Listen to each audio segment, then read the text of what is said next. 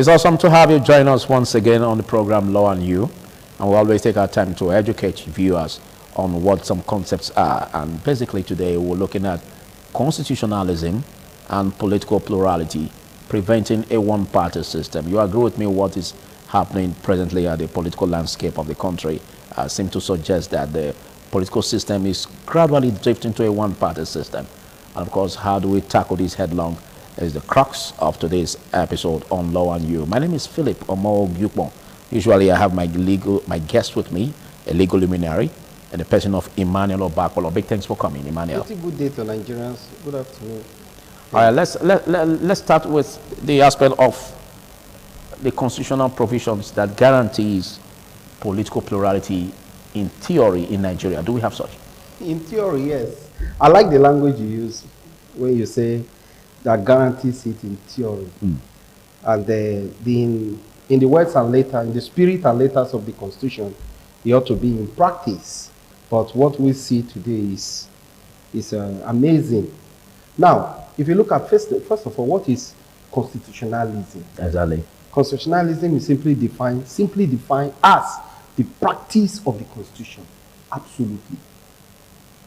So, if we go by the provisions of Section 1, subsection 3 of the extant Constitution of the Federal Republic of Nigeria, it provides the supremacy of the Constitution, that this Constitution shall be supreme.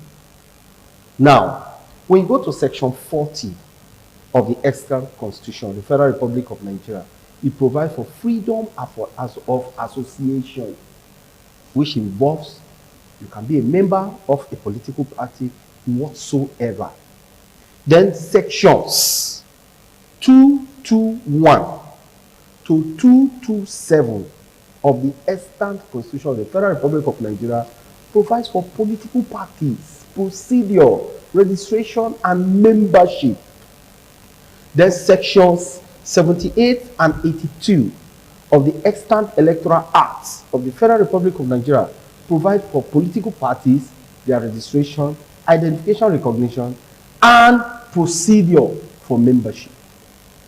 If you take again Articles 1 to 5 of the INEC guidance and regulations, extant INEC guidance and regulations, it provides for political parties, procedure for registration, recognition, membership. Now, you can see that all of these laws guarantee political plurality and that the Nigerian state recognize political parties. Theoretically. But in practice, we've seen an attempt by this president and his gang of legislators led by Senator Godswill Akpabio. And I bet you, Philip, if the president wants the Constitution to be amended just now, give it 5 minutes, Akpabio will amend the Constitution for him. Okay, it's interesting for you to say that, most especially as you said, there are constitutional provisions that guarantees political plurality in Nigeria.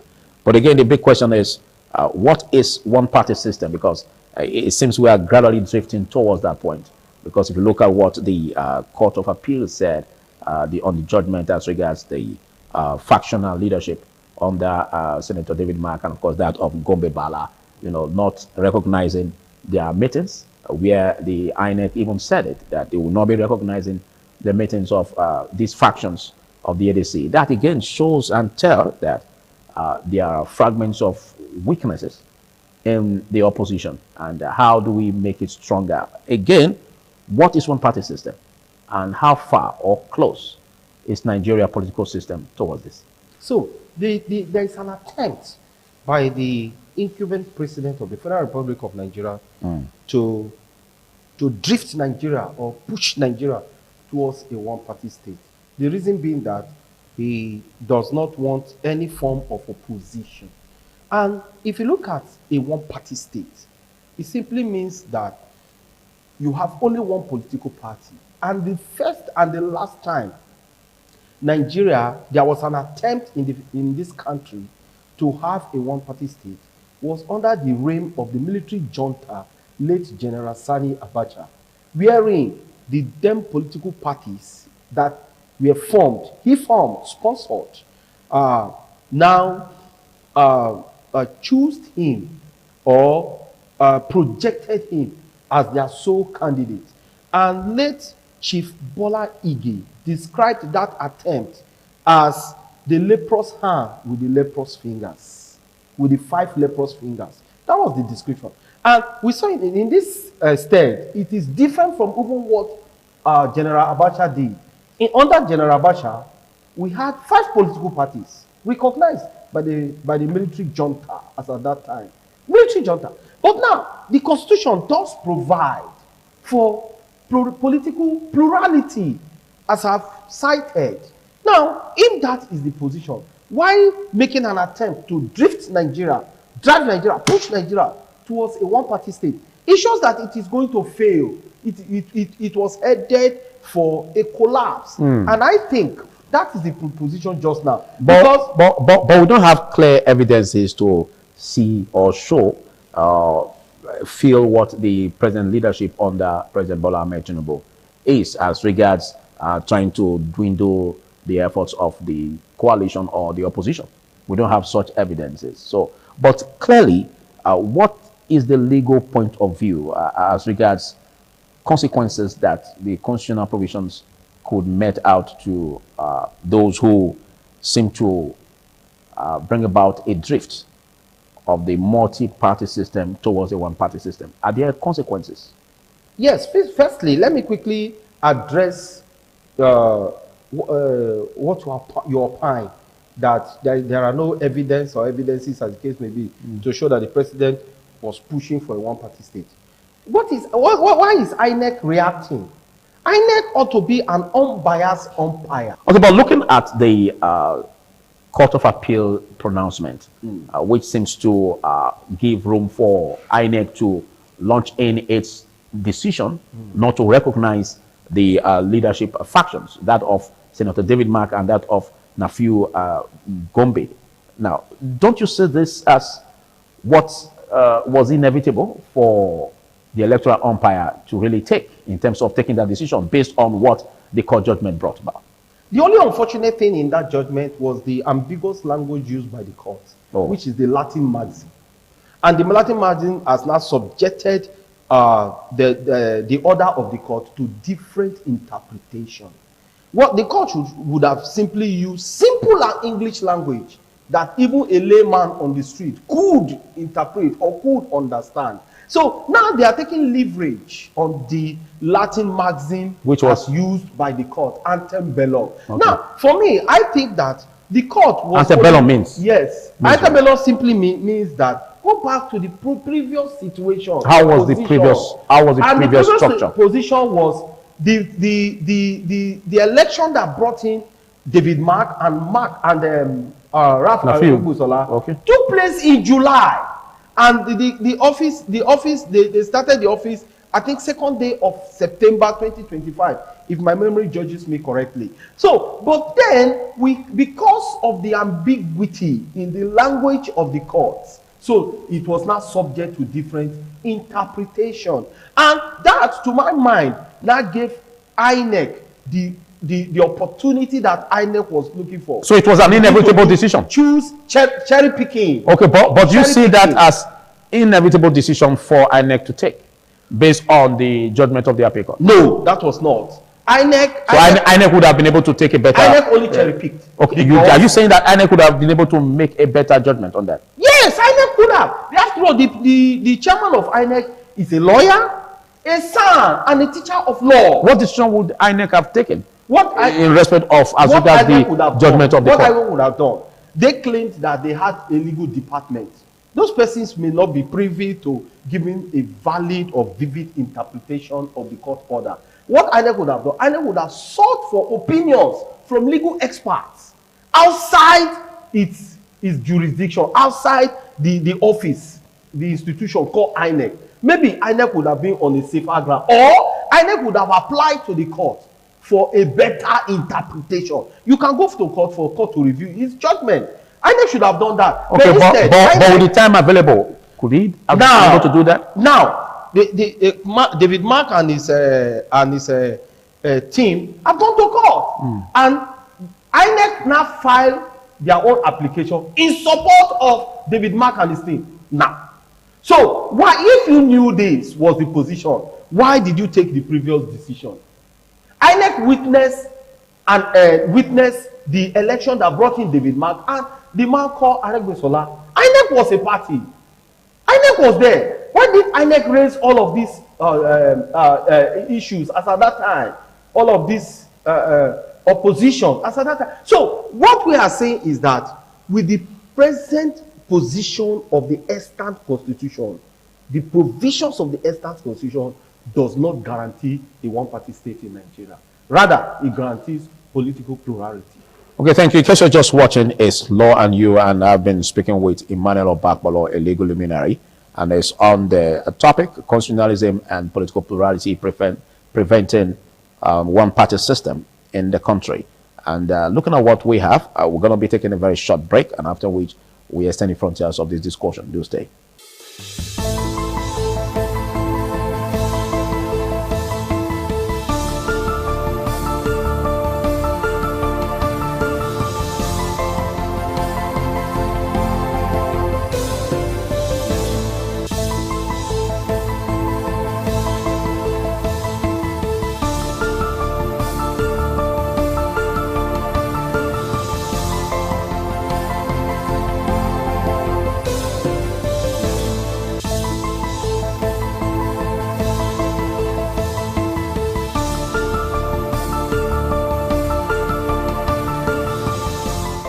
Welcome back. My name is Philip. For more viewpoint, I still have Emmanuel Obakpolo with me. Thanks for sustaining your presence. Now, in a situation where the country gets worse into tilting towards a one-party system, what is the position of the court in bringing a balance? I think the position of the court is what the court is likely to give as its order or judgment. Hence, the parties have gone to court again and filed their originating processes, and the court has adjourned for judgment. To my mind, I think the court will want to give an interpretation of the position as it were in a simple legal terminology, and not legal maxims that will cause a lot of misinterpretation of the position of the court. So it means the judiciary can interfere into this? Yes. I do not think in any form or manner that the judiciary would want to allow a one-party state in Nigeria. Hence, the constitution does provide for political plurality. I do not think so, except that the legislatures who are vested with the powers to make laws would go and do so, maybe in the middle of the night, as we have seen in Nigeria of recent. So, and I bet you, if the president wants the constitution to be interpreted to suit his whims and caprices, David Mark will not hesitate. They will call it a bluff and say Nigeria should go to hell, that this is their position. But I pray and hope that Nigeria does not drift towards that position. Okay, but again, let's look at the capacity of the opposition as against the ruling party in Nigeria. Some have said that the opposition seems weakened because they lack the capacity, in terms of building efforts that will form a very strong coalition that can compete with the ruling party, while others say that they are only being deliberately sidelined. I think you seem to take that part of deliberately being sidelined, or do you want to look at the other consideration? Yes, to my mind, the position is that the problem of the supposed opposition in Nigeria is because of their egocentrism. They consider themselves first. Okay. So there is this conflict of self. That is the political survival. Yes. As against competitiveness. Yes. Who guess what? And not the team-like spirit. Let us make a team and see how we can form a strong coalition or strong opposition to the ruling political party. A viral competition. Yes, but that is not they are putting self first. And I want to use this platform to advise them that should they want to succeed. We saw the man, the incumbent president, when he was forming his own coalition, he didn't put his interest first. And that was why the man called late General Muhammadu Buhari emerged as the party flag bearer. And we saw the success that greeted them at the 2015 presidential elections and other elections that followed. So they should remove self first. They should try to work, give room for team spirit. After which, they cannot say, okay, we will sit down and look at it and see who is a more sellable candidate. Who amongst us will fly higher. So that should be their consideration. But wherein they begin to look at self, they begin to consider themselves first, their interests, their zest first, before any other person, I do not think they are going to form a formidable opposition. Okay, well, let's look at the role of the institutions of government, like the security agencies, for instance, which also is very pivotal in terms of bringing about neutrality, into the political game as we look towards 2027 election. What do you see as the provisions of the law ensuring that these institutions do not interfere with the opposition when it comes to, elections as critical as this? Unfortunately, the institutions we have today in Nigeria, the constitution or other laws, organic laws, do not guarantee their safety with respect to neutrality. What do you mean by do not guarantee their safety? Or are you saying that they are not neutral? The reason is that we have weak institutions and strong men. So you mean the law seems to encourage their interference? No! The law is weak when it comes to that. What do you mean weak? Why? How? Because but we have laws. Do we have laws? We do. That guarantees that we do. The institutions of government should be neutral. The Constitution guarantees that they should be neutral. Yeah, exactly. The Armed Forces Act guarantees that they should be neutral. So the Police Act guarantees that they should be neutral. So does it come with consequences? In practice, theoretically, good. But in practice, we've not seen that. But does it come with consequences? It does, and that is what we are going through. That even today, there is a challenge of insecurity. The security agencies cannot even combat the degree of insecurity we have. The reason being that there is no synergy amongst them. And that goes to tell that the institutions are weak. No, the question is, do these institutions of government that may be seen as meddling into the affairs of political parties as against the tenets and of course the provisions of the law, do they face consequences for their inactions or actions by the law?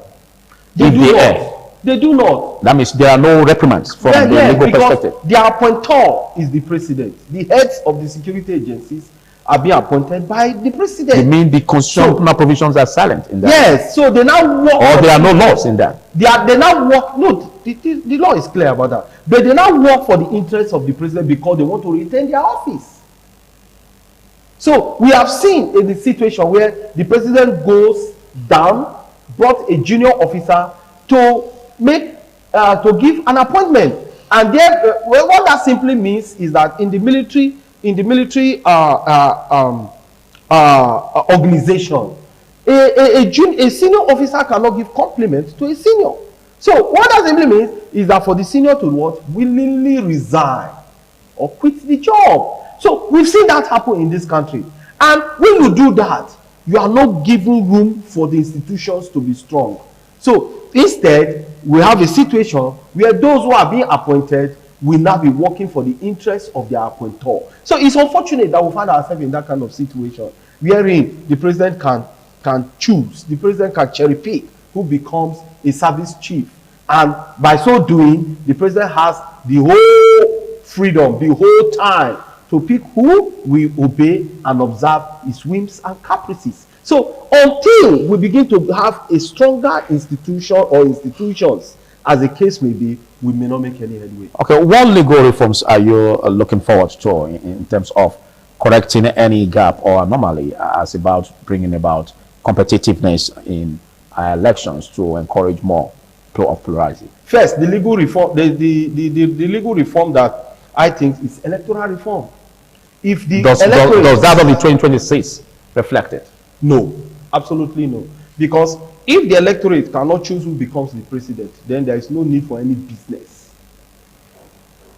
What do you mean the electorate cannot choose? Is it In not- Nigeria today, no. We had a litmus test in the 2023 general elections. We saw how it went. INEC came with their magic assertion of glitches, technical glitches. Till today, nobody has been able to tell us what those glitches meant and whether or not they'll be able to resolve the calamities that greeted technical glitches.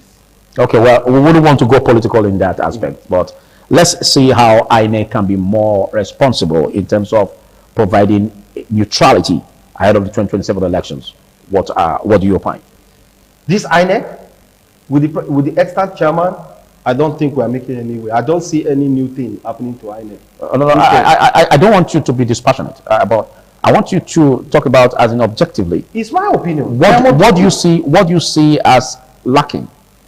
What do you see as a viable objective that should be deployed by this current INEC in bringing about neutrality in the 2027 election? I don't see this INEC being neutral, as said by Professor Amopita just now, Joash Amopita. I don't see it neutral because he was appointed by the president. Until Nigerians begin to appoint who becomes the chairman of INEC. And Nigerians can do that via the National Assembly member. But with this 10th Assembly, no, I do not see them do that. So we already have a quagmire. Nigeria is sitting on a keg of gunpowder. Just now. I just pray and hope that the 2027 election will be peaceful. Well, let's look at the aspect of the voters because they are the major stakeholders. We keep having voter apathy, but with what is happening so far, do you see this as a game changer that will bring about respite where stakeholders, which are the voters, the electorate, coming out en masse to decide who's going to govern them come 2027? The electorate are already in a state of huga muga. That's your opinion? Yes. So you mean to say that it's going to encourage voter apathy more? I see that happening. What makes you think is going to happen? Insecurity, one. Two, political bias. Okay, thank you very much, Emmanuel Obakolo. Let's get your final words on this in making sure that we get it right as regards 2027 elections. The president should be an example. He should observe and obey the provisions of the Constitution. Thereafter, the citizens will follow after him. Or what's your advice for the electorate? The electorate should ensure that we take over Nigeria by voting who becomes the president of Nigeria. Thank you, Emmanuel Obakolo, for taking a part of this. My name is Philip Omog. We'll do this same time next week. Bye for now.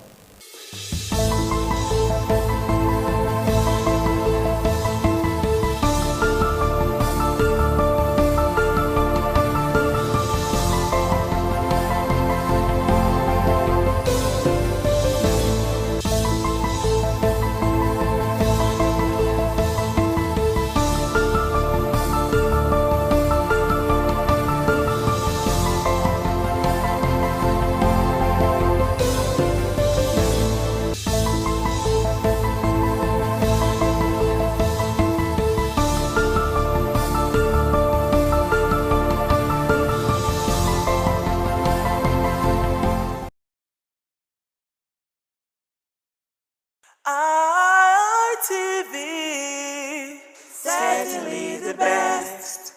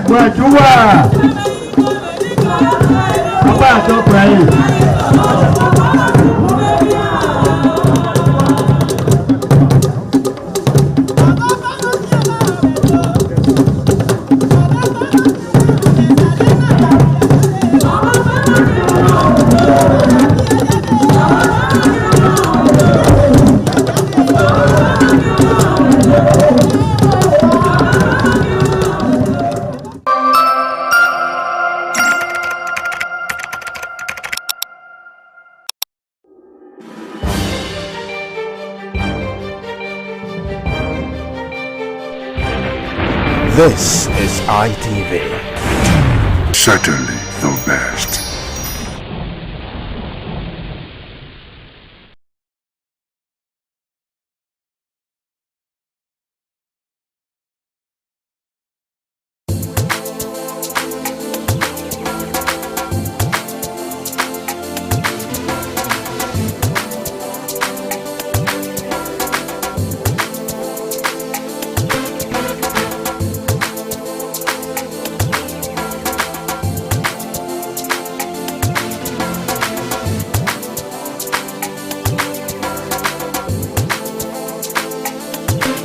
Hello there, thanks for joining us on this week's edition of the program Environment Watch on Independent Television. I'm Sonny Duke. Of course, it's a delight to have you join us on the program where we bring you up-to-date information on the environment so you can take action and help to provide or create a better environment for us all to live in. Let's get the show started. The Nigeria National Petroleum Company Limited, NNPCL, has commenced export of its new grade crude, Cawthon, making a significant milestone in the company's drive to increase Nigeria's crude oil production and expand its portfolio of globally competitive export streams. Cawthon Blend Crude, the latest addition to Nigeria's basket of crude grades, has an API gravity of 36.4, placing it firmly within the light sweet category, comparable to Bonny Light, and highly valued at the global market for its superior petrol and diesel yields. NNPC Limited confirms that the Cawthon Blend Crude, which was loaded on MT Ebroni's vessel, headed to the Netherlands and onto the global market.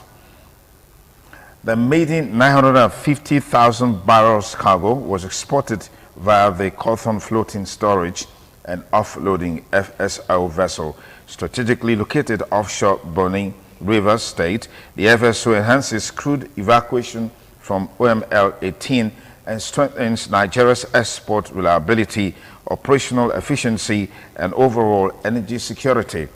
The introduction of Cawthon to the international market underscores NNPC Limited's deliberate strategy to unlock value from its asset base, deepen market competitiveness, and support the presidential mandate of scaling crude oil production to 3 million barrels per day and gas output to 12 billion cubic feet per day by 2030.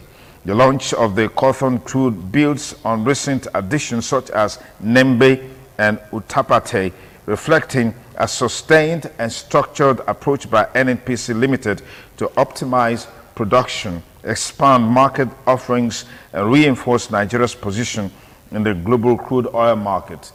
Commenting on the development, the Group Chief Executive Officer of NNPC Limited, Bashir Bayo Julari, commended President Bola Tinubu's policy direction and sector reforms and the tremendous collaboration shown by OML 18 partners, the Nigerian Upstream Petroleum Regulatory Commission, and other stakeholders towards achieving the milestone, stressing that NNPC Limited is focused on deepening partnerships, strengthening operational discipline, and deploying innovative solutions to ensure sustainable growth and energy security for the nation.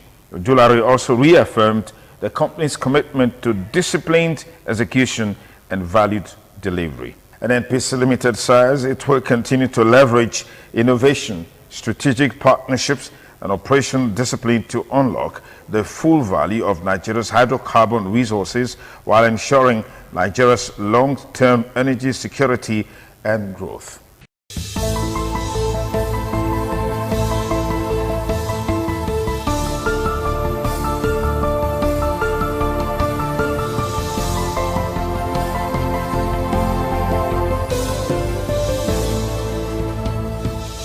And now moving on, environmental activists have adopted humor as a strategic tool to confront Nigeria's growing ecological crisis.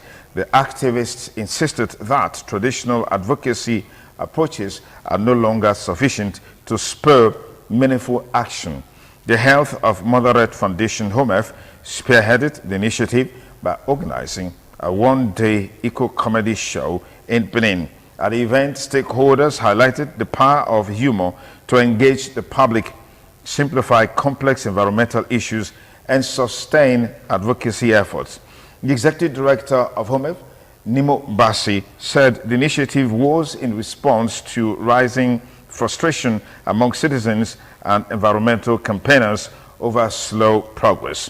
Bassi explained that HOMEF deliberately introduced eco-comedy to reshape environmental conversations and attract attention in new ways. He added that humor could help bridge the gap between advocacy and policy response. Bassi also cautioned against trivializing serious environmental concerns, including debates around genetically modified organisms. Also speaking, Miriam Bassi Olsen of the Environmental Rights Action said activists now rely on humor to cope with the pressures of sustained advocacy. She described eco-comedy as both a communication and survival tool. Bassi Olsen warned that losing morale could weaken advocacy efforts. The event also featured an eco-comedy short film competition where Cynthia Bright emerged winner and received a 250,000 naira prize money. Participants said integrating creativity into advocacy could boost public engagement and help drive meaningful action on environmental issues.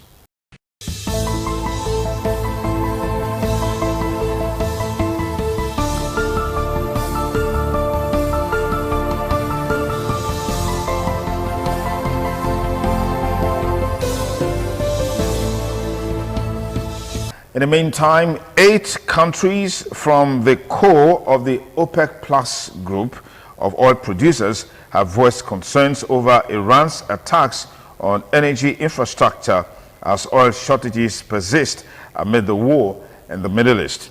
They also highlighted the critical importance of safeguarding international maritime routes to ensure the uninterrupted flow of energy, a reference to the Strait of Hormuz, which Iran has effectively blocked in reaction to U.S.-Israeli attacks, but has decided to open the Strait of Hormuz following a brokered 2-week deal with the United States of America. The group, consisting of Saudi Arabia, Russia, Iraq, and the United Arab Emirates, Kuwait, Kazakhstan, Algeria, and Oman said they would increase oil production in May by 206,000 barrels per day, given the blockade of the Strait of Hormuz, through which around 20% of global oil trade passes. The move is more symbolic than practical, as the oil market faces a supply problem rather than a production shortage. Much of the available oil supply is currently going to Asia, namely China, Japan, South Korea, according to Carsten Fritsch, an analyst at Germany's Commerzbank.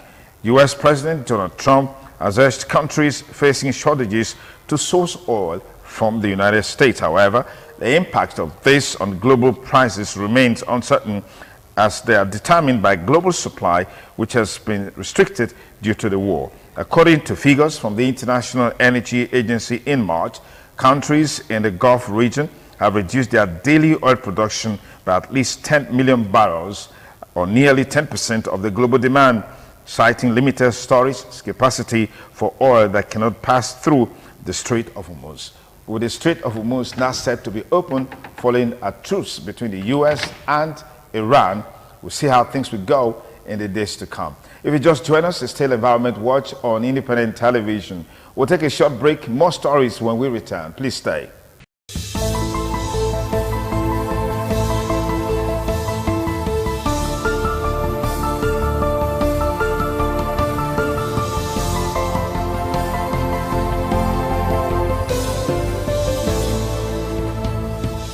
Thanks again for rejoining us on the program Environment Watch on Independent Television. Moving on, the Kaduna State government, in collaboration with the Federal Ministry of Environment, has flagged off the distribution of clean cooking stoves to residents to promote environmental sustainability and improve public health. Abubakar Buba, Commissioner for Environment and Natural Resources, on Tuesday in Kaduna, the state capital, said the initiative was aimed at addressing climate change and environmental degradation in the state. According to him, the adoption of clean cooking stoves will reduce deforestation, indoor air pollution, and carbon emissions associated with traditional cooking methods. Represented by Ahmed Abdullahi, Director, Administration and Finance in the ministry, Buba said the program aligned with the environmental sustainability agenda of Governor Uba Sani. He described the initiative as a major step towards climate resilience, environmental protection, and sustainable livelihood in the state. Abdulrahman Bashir, Director, Climate Change Department, Federal Ministry of Environment, said the campaign was part of the presidential initiative on climate change mitigation and adaptation. Bashir noted that traditional cooking methods contribute significantly to indoor pollution and deforestation. He added that the National Clean Cooking Policy aims to expand access to clean energy by 2030. He said the campaign would sensitize communities, build capacity, and promote safer cooking practices. Bashir urged the beneficiaries to adopt and maintain the stoves properly. Some of the beneficiaries described the initiative as a relief that will improve their health and reduce household expenses.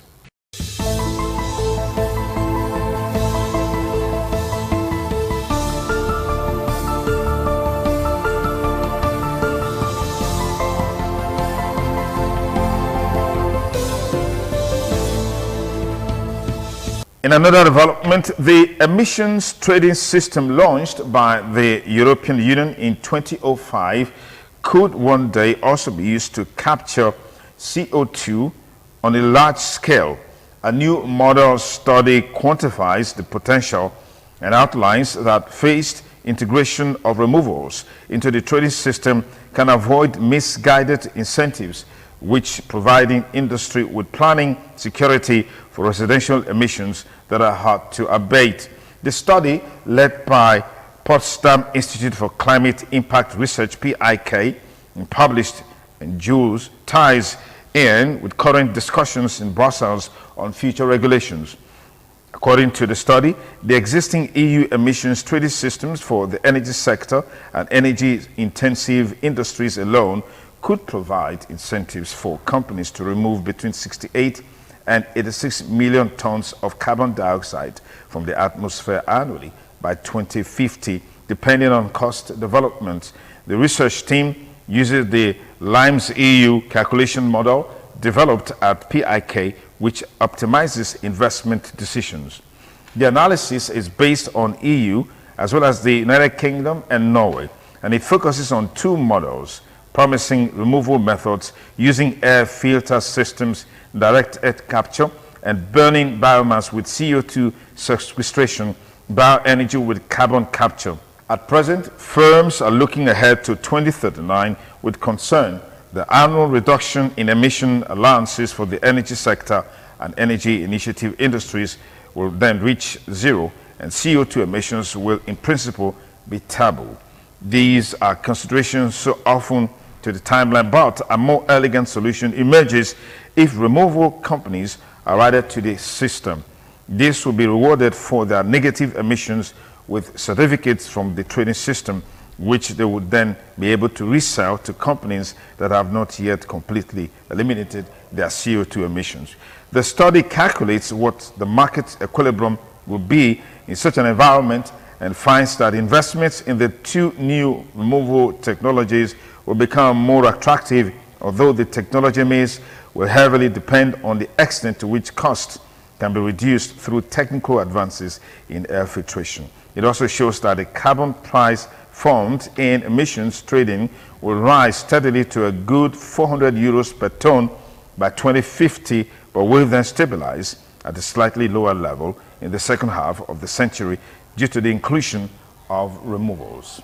Based on the model analysis, the research team then delivers a concept for integrating carbon removals into emissions trading. It recommends a step-by-step approach to ensure that rapid emission reductions towards zero remain the priority, and then carbon removal via bioenergy does not jeopardize biodiversity or the water cycle. First, precise standards for monitoring, reporting, and verification should be established. Subsequently, removal projects will be gradually transferred to the trading system in increasing quantities and in a manner that avoids misguided incentives for investors. Only in the third step, around 2040, will all removals and residual emissions be controlled via a uniform carbon price.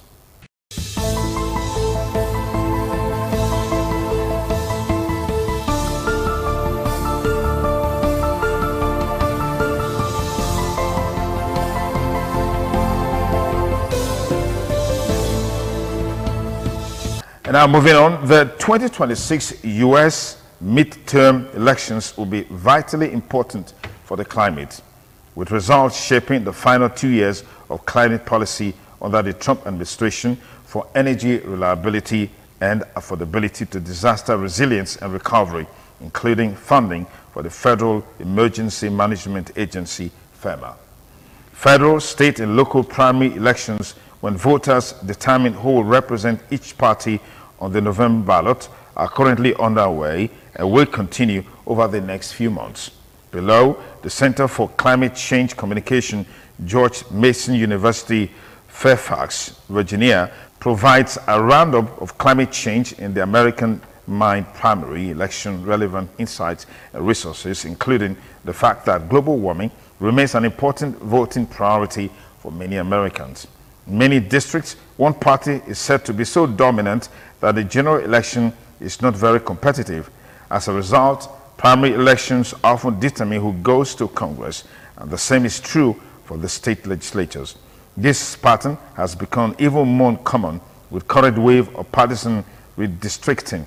Further, state and local climate policies will likely become increasingly important given the Trump EPA's recent efforts to reverse the prior endangerment finding, which enables federal regulation of carbon emissions as a pollutant. Many registered voters say global warming is a very important issue in their voting decisions. Most registered voters would prefer to vote for a candidate who supports action on global warming, including a large majority of Democrats and many liberal and moderate Republicans. Most Democrats say they want to hear more from political candidates about efforts to reduce global warming. Majorities of registered voters in nearly every state think Congress should do more to address global warming. Most Americans are worried about the cost of living, and many think global warming is affecting it. George Mason University and partners at the Yale Program on Climate Change Communication have tracked global warming as a voting priority in each presidential and midterm election since 2014. As of fall 2025, 35% of registered voters overall say that global warming is a very important issue for their vote, plus 3 percentage points since 2014, including 65% of Liberal Democrats, plus 12 percentage points, 56% of moderate and conservative Democrats, plus 9 percentage points, 15% of liberal moderate Republicans, minus 3 percentage points, and 4% of conservative Republicans, minus 4 percentage points. The demographic groups most likely to say that global warming will be a very important issue for their vote in the 2026 congressional elections include Black, non-Hispanic Latino voters, 53%, urban voters, 49%, voters with an annual household income below $50,000, 41%, female voters, 40%, and Hispanic Latino voters, 39%.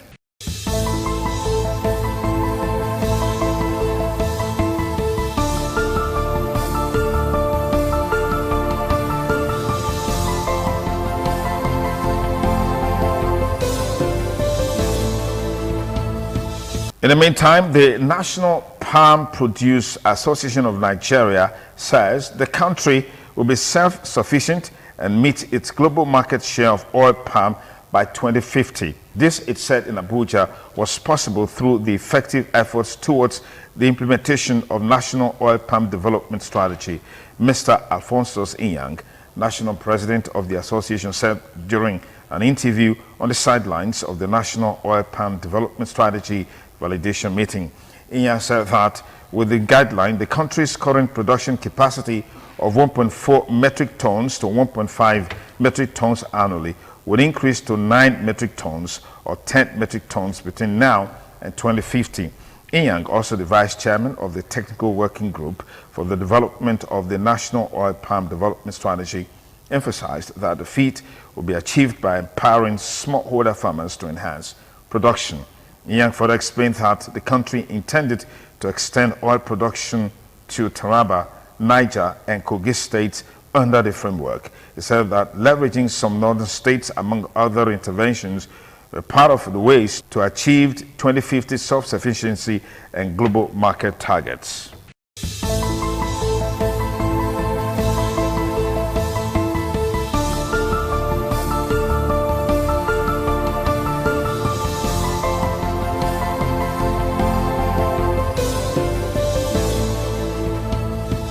Finally, on Environment Watch on Independent Television, motorists and commuters plying the ever-busy Benin-Lagos Expressway are set for a hectic time this rainy season as a result of the resurgence of the flood water on the ever-busy portion of S&T section of the road.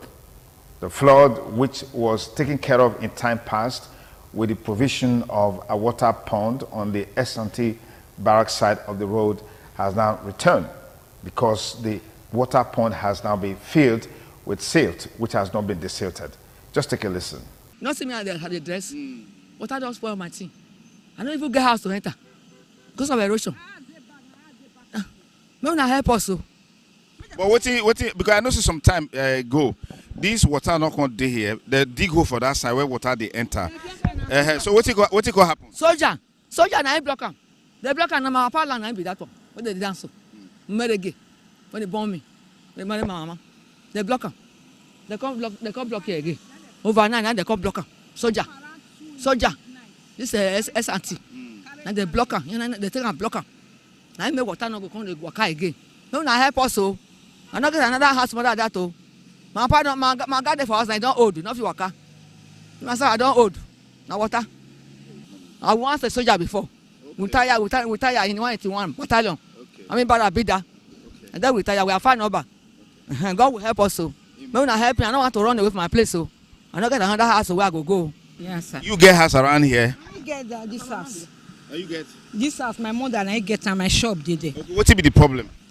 Well, one day we just come early in the morning. We come me say soldier, they cross. Carry tipper of granite, cement, what they call them? They come put her inside the hole when government dig for here. They say the water they dissolve and I then block them. So they can't say anybody will open and then they can't put soldier, make soldier they guide them if they open them. Since then and I water they enter. Now even this few period now we come the set block like this. If you reach inside my son now here water reach me last year. So this year and I will decide to the block them, make it not the enter house again. If you reach house now, you need to come see them. We still get the video when we take video and that time when water enter inside. Make una help us. If they go your block and finish, make your block and finish because this place now water must first gather here before they find where it go they enter. Rain never even start now. The whole when government dig they there. One day there, one day there. Soldiers they come block them. So that made the water with granite, cement, everything. And that's a wrap on the program Environment Watch on Independent Television. Hope you had a great time with me on the show. Be sure to join us next week for another edition of the program. Bye for now.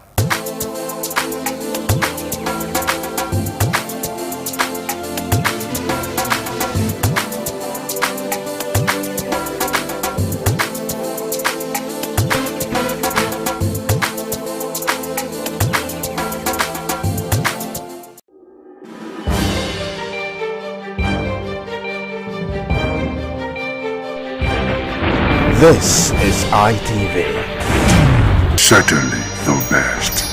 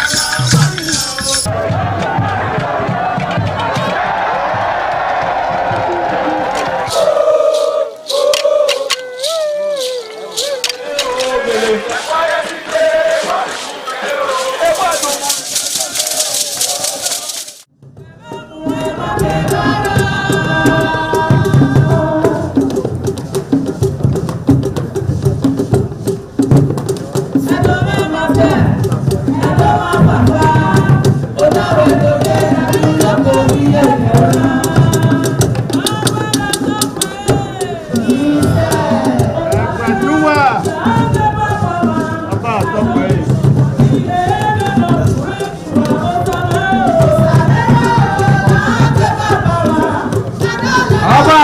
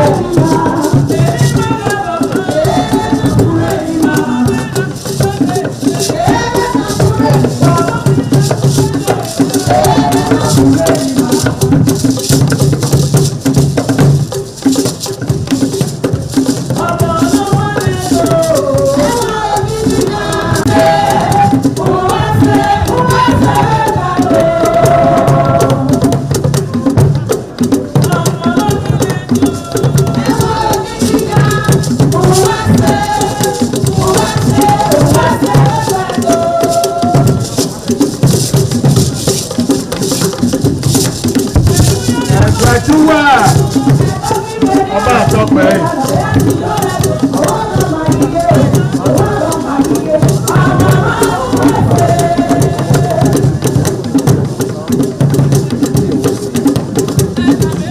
Ẹgbẹ́júwà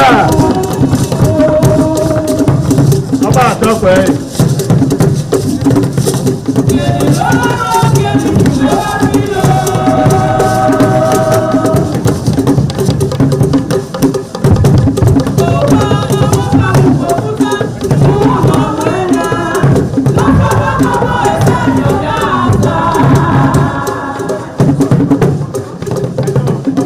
Ẹgbẹ́júwà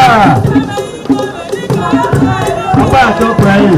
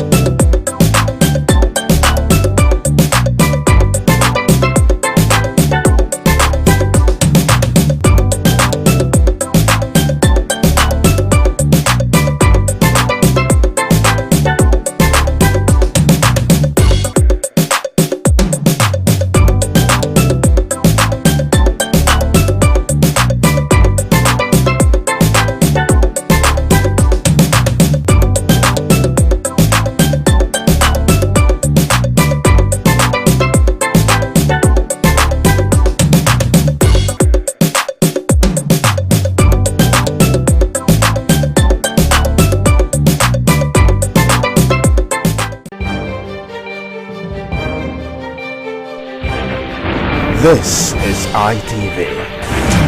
Certainly the best.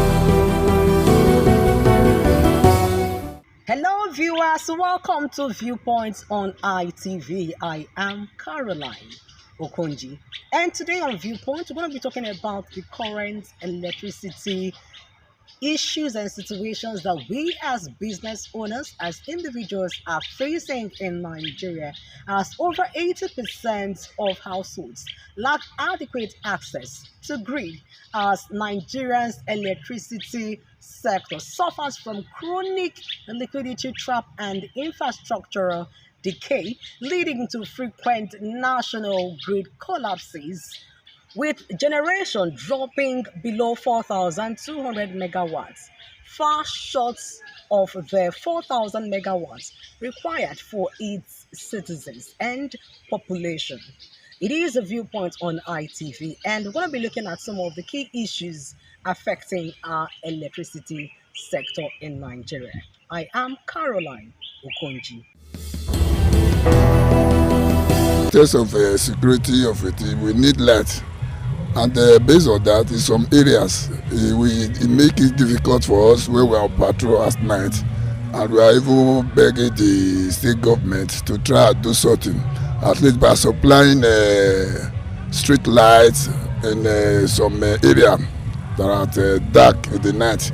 In most cases in our community, there are places that is very dangerous, that without light we cannot do anything of such. For so doing, we want, as a matter of urgency, the Edo State government to try and do the needful, so that the security will be okay for us, so that we can be able to work effectively. The issue of NEPA issue that you came from is very rapid to us, in the sense that the NEPA look as if we are not a citizen of Nigeria, because since a month there's no light in us. We have been passing through. Which NEPA, anytime they came, a minute or 30 minutes to, they will come and they will bring the light to us. That is, we are not expecting them to come and collect their bill. Indirectly, we are expecting bill from them to come and collect. Within that hour or 2 hours, you will see a number of people with a LiDAR. They will come. They will come. And after their collection, there's nothing like light again. They will block us up. I think before we have this light, they mandated us to buy a meter, which we bought individual. We pay through the NDC, we have our transformer here, not through NEPA. Before we got out this light, they mandated us to write an application of submitting it to the NEPA as a will to them. And we work for it. We should not claim ownership. And we fought for the transformer. And after that, again, they came that there is no oil in it. We pay up to 1 point something a day. Before, after all that, they came up again, said it was meter issue again, that every community, every houses have to have a meter, which we did. We have to. I have my own receipt. I have my paper meter in my residential house here. So after all that again, they came up with a past bill. We, before we make that transformer, got that transformer, we've been blacked out for 10 years here. They came with a bill to us again that we need to pay a standing bill. We went to Testament, the office there. After we left the one at the bypass, they were delivering us before they now refer us to the one at bypass. I don't want to mention name of the manager there. Got him there again. He said we have to go for all those things. We need to fulfill all those things which we did. After that, they now on the light for us. As they on the light, not up to a month, we are still in blackout again. So at the end of it, we went again. They said it was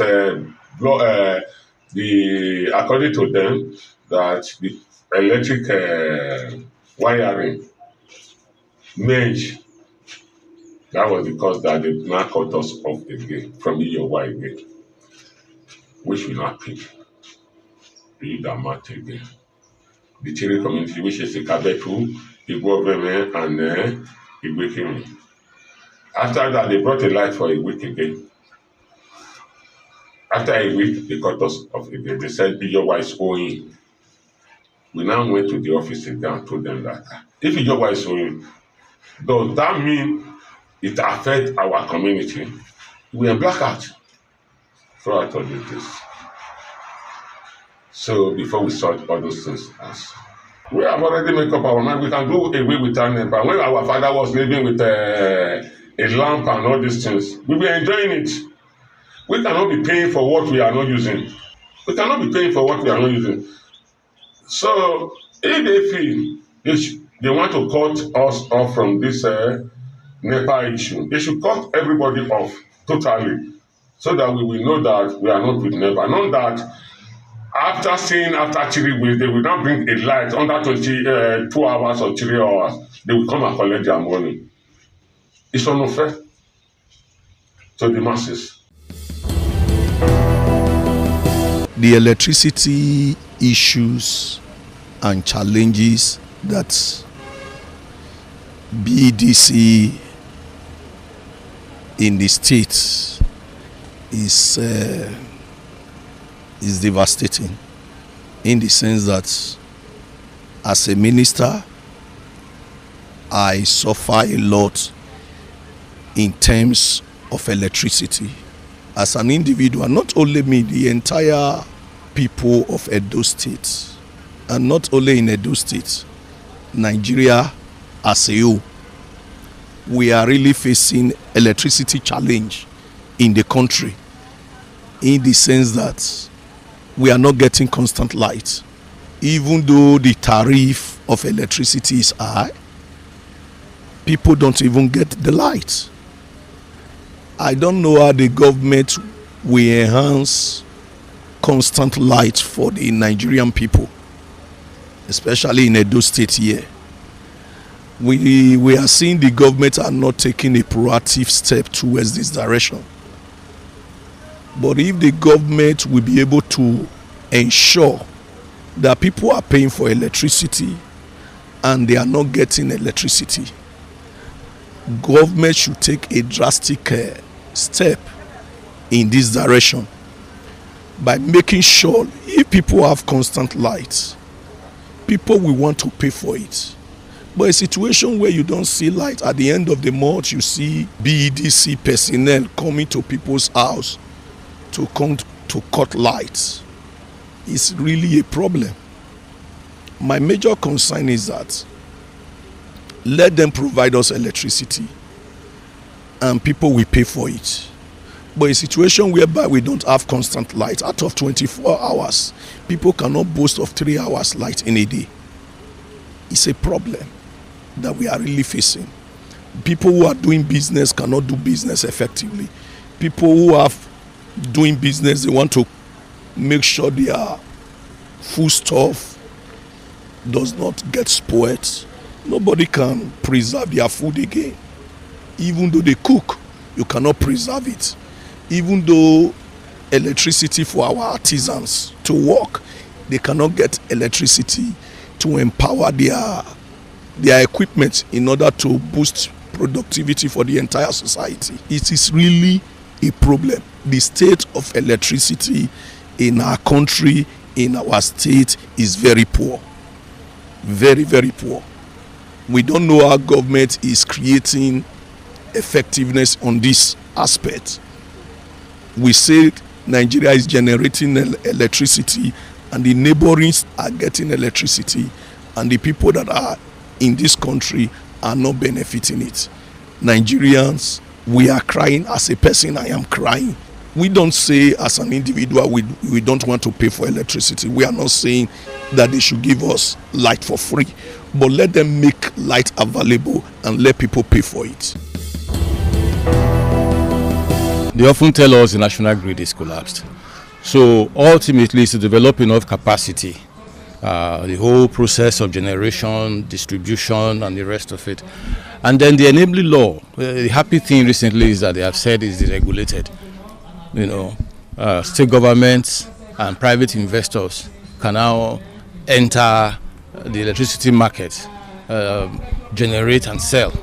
So we do hope that will be a great deal of improvement, because without electricity, really, we are going to remain in the Stone Age. You know, we cannot industrialize. Even domestically, we cannot have the comfort we should derive from electricity. You know, we should consider all the options, whether the new sources like wind, solar in our country so that we're able to generate enough for our consumption. The darkness is a cover for any kind of nefarious activity.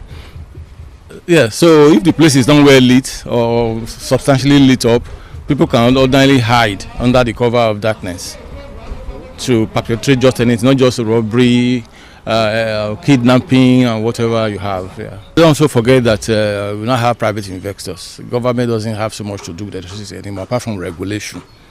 So they also have to maximize their profit. So it may have been a mistake in the first instance, divesting from electricity at the level of government. Let me talk about the state where I live, where I reside. The total blackout is nothing to write up about. We really suffer when it comes to light. Edo is suffering. I think our governor is trying to, you have to do more. Our Excellency, Senator Monde, our governor of Edo, executive governor, you have to do much when it comes to that light issue. We are suffering. There are some of us who can provide electricity for ourselves, solar and all that. Maybe a generator, this was the case, but not everybody. And so at this junction, I think it is expedient that our governor looks straight into this issue and solve this problem. What would I call it? I don't know the right English to use. The right English right now, we have serious problem when it comes to light. Businesses are going down. Those selling drinks, those who have koro, without generator, you can't do anything. And the J is on the high side. Those small jewelry, those are better past our neighbor used to buy them 30,000, 10,000. Now you can't buy it. Then the other one is the Tiger and the LMX 1 point something for ordinary generator. So it doesn't make any sense at all. So begging on our executive governor, the governor that knows what to do, to please to look into us and save us from darkness. Then when it comes to these funny BDC people, we're raising a child that came from the US and the others. The first thing they learned in Nigeria is NEPA don't bring light. Children brought from abroad. The NEPA don't bring light. Can you imagine such? And so these funny people, 2 days, they'll bring the light, on and off for 2 days. The next thing they'll come with their estimated billing. They start dragging people, wires and all that. It's high time. I think it's high time we stand our ground and let them know that we're not fools. We are Nigerians. We all own this nation. It belongs to nobody. It belongs to nobody and it's for everybody. We should stand our ground and fight for our rights. This BDC, I made a pack, made a go. NEPA still better pass. You can't go out at night when there is no light. The security issue. Is what the government is trying. I may cannot chrome them in one day, but we individual too. Like the police used to say, see something, say something. But sometimes when you say something, they use it as a bait. And so we need to. Edo State government need to give us security as well. Nightlife in Benin is almost gone. But I also want to say kudos to our governor. For the first time, it was December free of bloodshed. It was wonderful. Look, we have most of our people in Nigeria right now, those living in diaspora, those living abroad. Many of them came December and this January. And they came and they're enjoying it. So I believe our excellent governor, our excellency can do more about that to give us more security like those. If you're traveling from Benin to Akure, Benin to Ifon, those roads are no-go area at night. You can't date. So I believe with all hands on deck and our governor and the police, our CP, let's hope and pray for our action governor to do something about insecurity. ADDC, since they came in, I don't think they have done well by my own assessment. And darkness is synonymous with demonic things. And they have thrown their city into darkness, Benin City. Edo State, as it were, is in darkness. And I think that the government should step into the matter to do something about the situation. Because the way I look at it is that, for me, I think it is deliberate. Because there are some areas that have light. They call it dedicated light. So why can't everybody have the same light? Because there are areas for 2 weeks no light, for 1 month no light. Some people have 3 hours a day. Some people have 1 hour. And if they bring light in this 20th century, people shout, hey, they'll be saying up NEPA instead of up BEDC, which is BEDC. So the thing is that government should step in and help us. People are dying, and most people are paying for darkness. They go there, they threaten people, they bring light when people, when it is wanted for 3 days, 2 hours, 3 days, they come and collect money and they shut it down again. So I think the government should step in. If they are going to be thrown out, they should be thrown and bring people who can give us light, who are ready to pay. To us privatize, that was a good intention by government, but the people that did it, I'm sure they gave it to their cronies who does not know anything about the management of light, and that's why we are where we are. It has really hampered nightlife because you don't work in darkness, and then the only thing that is helping us now is this solar that people put everywhere, and some persons that have money to buy diesel and buy fuel. It's not everybody that have that kind of money, so it has really disturbed or hampered nightlife. But government is trying to bring it back by putting street light and everything. So we commend them. We pray that God will give government more power, more strength, more wisdom to do what they have to do. And there's individuals are also trying by helping to lighten up everywhere. So we praise them. But for BEDC, I think they should go. Make better people. The situation of electricity in Benin here now, I will give them at least 30%. They don't even up to 50% from my area. But I wish the government can improve, because if you see what they happen to us now, we all they use our hand to define electricity. Some of us will go generator for us, some of us will get solar, some of us will go generate big blister. All these people will get like hotel. So I wish the government they really improve for electricity. All those generators will become condemned for our hand. You understand? So people are not going to go for it. And money, now they need to put, because that energy, that light will really linger. If light day for this, imagine if you come for here for Shilok Road now, government already put light, but in the evening, everywhere will be dark. So where there is light, everything, even the security aspect of itself, anything concerning light is too plenty. Maybe one particular, so we need light. If I come out for office now, if light no, they will buy generator. At least from office, I buy at least, if I'm not mistaken, 5,000 in the first year. Imagine times 1 month, I big money, and now money. From then I will see look at it, come here say we go for solar. We can use solar to stabilize them, because solar they give us more, make savings from the fuel aspect of it. So if you get light, nothing like light, your light can carry AC, can carry everything for us. And to the noise, no go even give you that noise issue. So we prefer light more than any other thing. The light is our problem. We are suffering for light. You can see our business without light, we cannot improve. We need light. The show of light is difficult to us. It's very, very, very low. I don't know if you're getting it, very low. We need light. The show of light in Edo State is very poor. Patronage is very low. You can see we import fuel at least every day 10,000, 15,000 a day. But you can stay 2 days, 3 days, no light. The show of business is very, very, very low. Very low. So we are begging government to improve the light aspect. Without light, you cannot sell bulb, you cannot sell fan. You understand? When you have light, you prepare to buy fan. Not everybody can provide solar for his house. Actually, we need light. Electricity in Benin City or in Edo State has been with mixed feelings, because to some they will give the positive nod that they are faring well with the supply of electricity, but with some become so epileptic of recent. Me personally, I have discovered that we are not paying for what we get, or we don't get what we pay for. The reason being that the regulatory body that's supposed to task the BEDC are not doing enough to satisfy a customer by way of ensuring that you get what you pay for. For those who are using prepaid meter, there are reports that suggest that even the prepaid meter is even overbilling or overcharging consumers, as against what the government is telling us.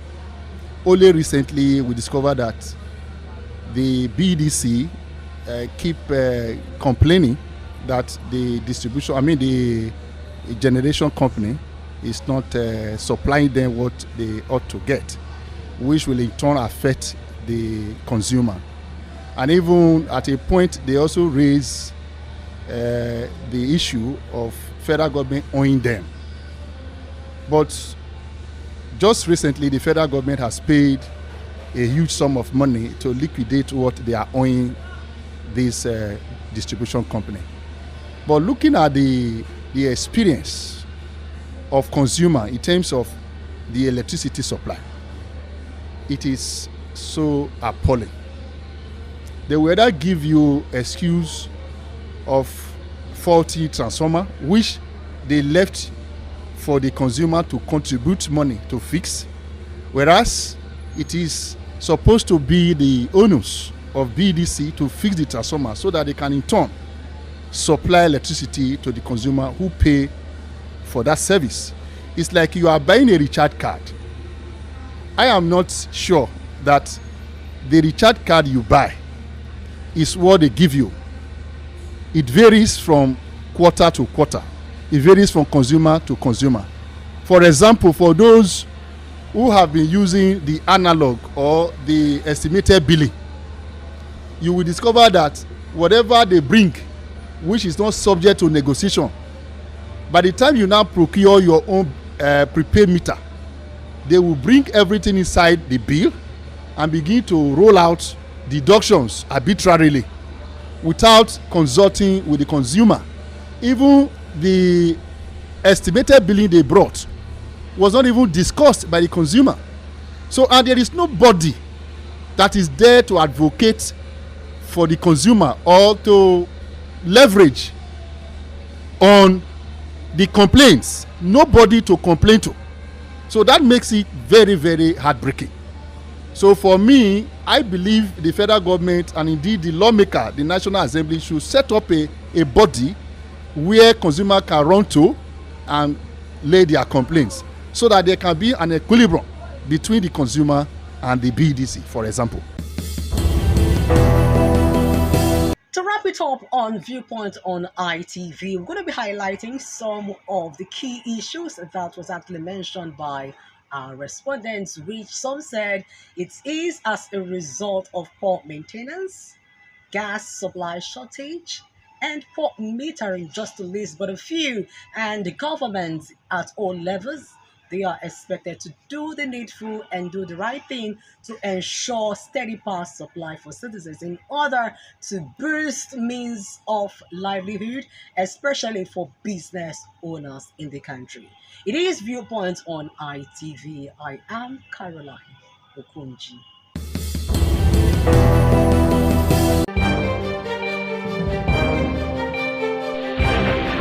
This is ITV. Certainly the best.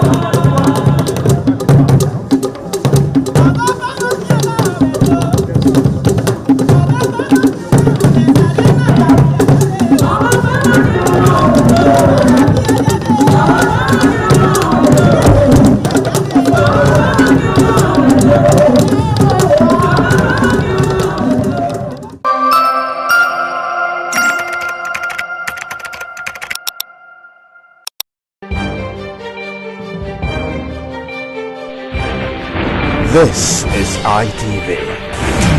Certainly the best.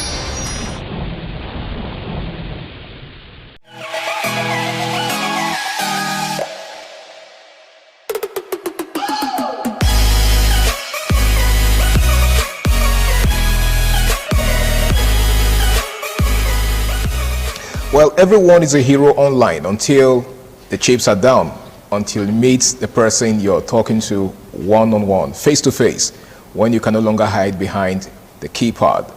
Well, is that who you are? Well, that's exactly what we're going to be discussing tonight on the Guys Hangout Show on independent television, reaching you live from the city of Benin. Now, for those that are just joining us for the first time, the Guys Hangout Show is a show that teaches men to put themselves first, to invest in themselves, to prioritize themselves, just so they will be able to live up to society's expectation. My name is Harry Aikboje, and of course it's always a pleasure to have you join me on the Guys Hangout Show. And tonight isn't going to be an exception. Well, tonight we have a very, very interesting topic, something that has to do with hiding behind the keyboard or the keypad just to talk tough. We're talking cyberbullying. Well, I'm sure a lot of us out there are already familiar with bullying, okay? But what about cyberbullying? Now, that's exactly what we're going to be beaming our searchlight on tonight. And to do this with me is, my very good friend, the one and only Emmanuel Walter. Welcome on board, bro. I'm really, anytime I'm here, I'm always happy. Yes, I can imagine how excited it feels to be, seated there. Yeah, on the hot seat, actually. Absolutely. I know, I can imagine how hot it is, but, that's basically what the Guys Hangout Show is about, right? We bring people, to occupy the hot seat just so they can, do us the honor of examining most of these topical issues with us. Now, we have a very interesting topic, Walter. Okay. Cyberbullying. First off, what's bullying to you? Bullying. What's bullying? Bullying is oppression. You're oppressing someone you feel a weaker opponent. You feel because you are stronger than him or you are bigger than him, then you can just oppress him and take anything from him. Okay. With force, with the use of force. So in a nutshell, bullying is oppression. Yes. Intimidation. Intimidation. Yes. Okay, so let's now take it beyond the physical, because I think your definition pretty much speaks to the physical form realm of it, right? Yeah. But let's take it beyond the physical now. Okay. Cyberbullying. What is it to you? Now, it's almost just the same. Okay. It's still oppression. It's still intimidation. Only that now you are not doing it online. And not only are you doing it online, you are not doing it directly to the person. With your full chest, like with they say. With your full chest, you understand? On You are social media. hiding behind the screen of your phone. In most cases, if you ever see that person face to face, if you don't have the power to challenge that person, or to say the same things that you're saying saying the same online. thing you are saying to that person, you understand? You might ever be scared, you might ever be shivering, you understand? But because now you are hiding behind the screen of your phone, you feel you have all the power in the world. Okay. You get to talk to that person, to intimidate that person. That's cyberbullying. Okay, so here's the next question I would love to ask. Why do some persons become so confident to, bully other persons online? What gives them that much courage? First of all, like I said, because you are not meeting that person in physical. The heroes, you are the hero now. You are a hero behind your own phone screen, behind your own keyboard. You understand? So you are giving full. You feel like you are immunity. Yes, there's nothing, and I think there's always this anonymous of a thing now that they can't trace you safe. They can't trace you. They can't know who you are. So now being anonymous now, knowing that there's no way they are going to trace you, you just feel you can say, you can do. Are you talking about people deliberately hiding their identity online? Yes. Like no profile whatsoever? No profile whatsoever. Just for this cyberbullying. You understand? There's also cyber stalking. Yeah, can you throw a little more light on that? Cyber stalking now, you are just obsessed with a person. You understand? Some people actually, they don't take it lightly with cyber stalking. They don't actually take it lightly with cyber stalking. You understand? Because now you are following their pages back to back, always checking their new posts. You get every now and then. You are always on their page. You are not doing any other thing on social media. You're just following them. Following them on their monitoring page. Their activities. Monitoring their activities. If they get a new shirt, if they get a new car, you are just following them. And now that is also affecting your own mentality, because you are feeling now, I'm better than him. Does he have two heads? So the essence of doing that is to compete with the person. Yes, that's another reason why now the cyberbullying. Now let's merge cyberbullying and cyber stalking together. Now in the process of stalking this person, you understand, you're seeing the person as inferior, getting cars, getting things that you can't afford. Now you are feeling, does he have two heads? Okay, is he better than you? The next thing that will come to your mind now is how to tarnish his image, that person's image. You come online, you start seeing stuffs about that person. You start seeing stuffs about that person. You start harassing the person. The person does not know you from Adam. You don't know the person from Adam. You only know him through the social media. In most cases, I'm not sure, he might have not even come across your own page on social media. So now you are doing this now just to chase clouds, to attract attention. People should also notice. People are noticing that person now. They should also notice you, that you yourself, you're also here. Okay. You get? Now, I want us to get more practical with this. I think there's also a category of people on social media that are called trolls. Yeah. Right? Who are trolls, and how do people troll other people? These trolls of the people now, they are, let's say, let me use this example now. A person is a stan of an artist. You know what a stan means? It's a diehard fan of that artist. Now, another person just come online. Let me say 2 artists, they're arguing, they have their own minor issues between themselves, yet the fans now, they are taking it extreme. Personal. They're taking it personal. You see the fans of this artist saying things about the other artist, bad words about the other artist, and the fan of that other artist, you cannot just sit and watch them insult your own artist. You must retaliate. Now the thing has left the artist and gone to the fans. Before you know, the fans start harassing each other online, start bullying each other online. Okay, that's trolling. That's trolling. Now they keep doing this. In most of the time, it's just for clout. Okay, so does trolling also entail, deliberately saying hurtful words to someone on social media, yes, irrespective of their status? Irrespective of their status, yes. That's also part of the trolling.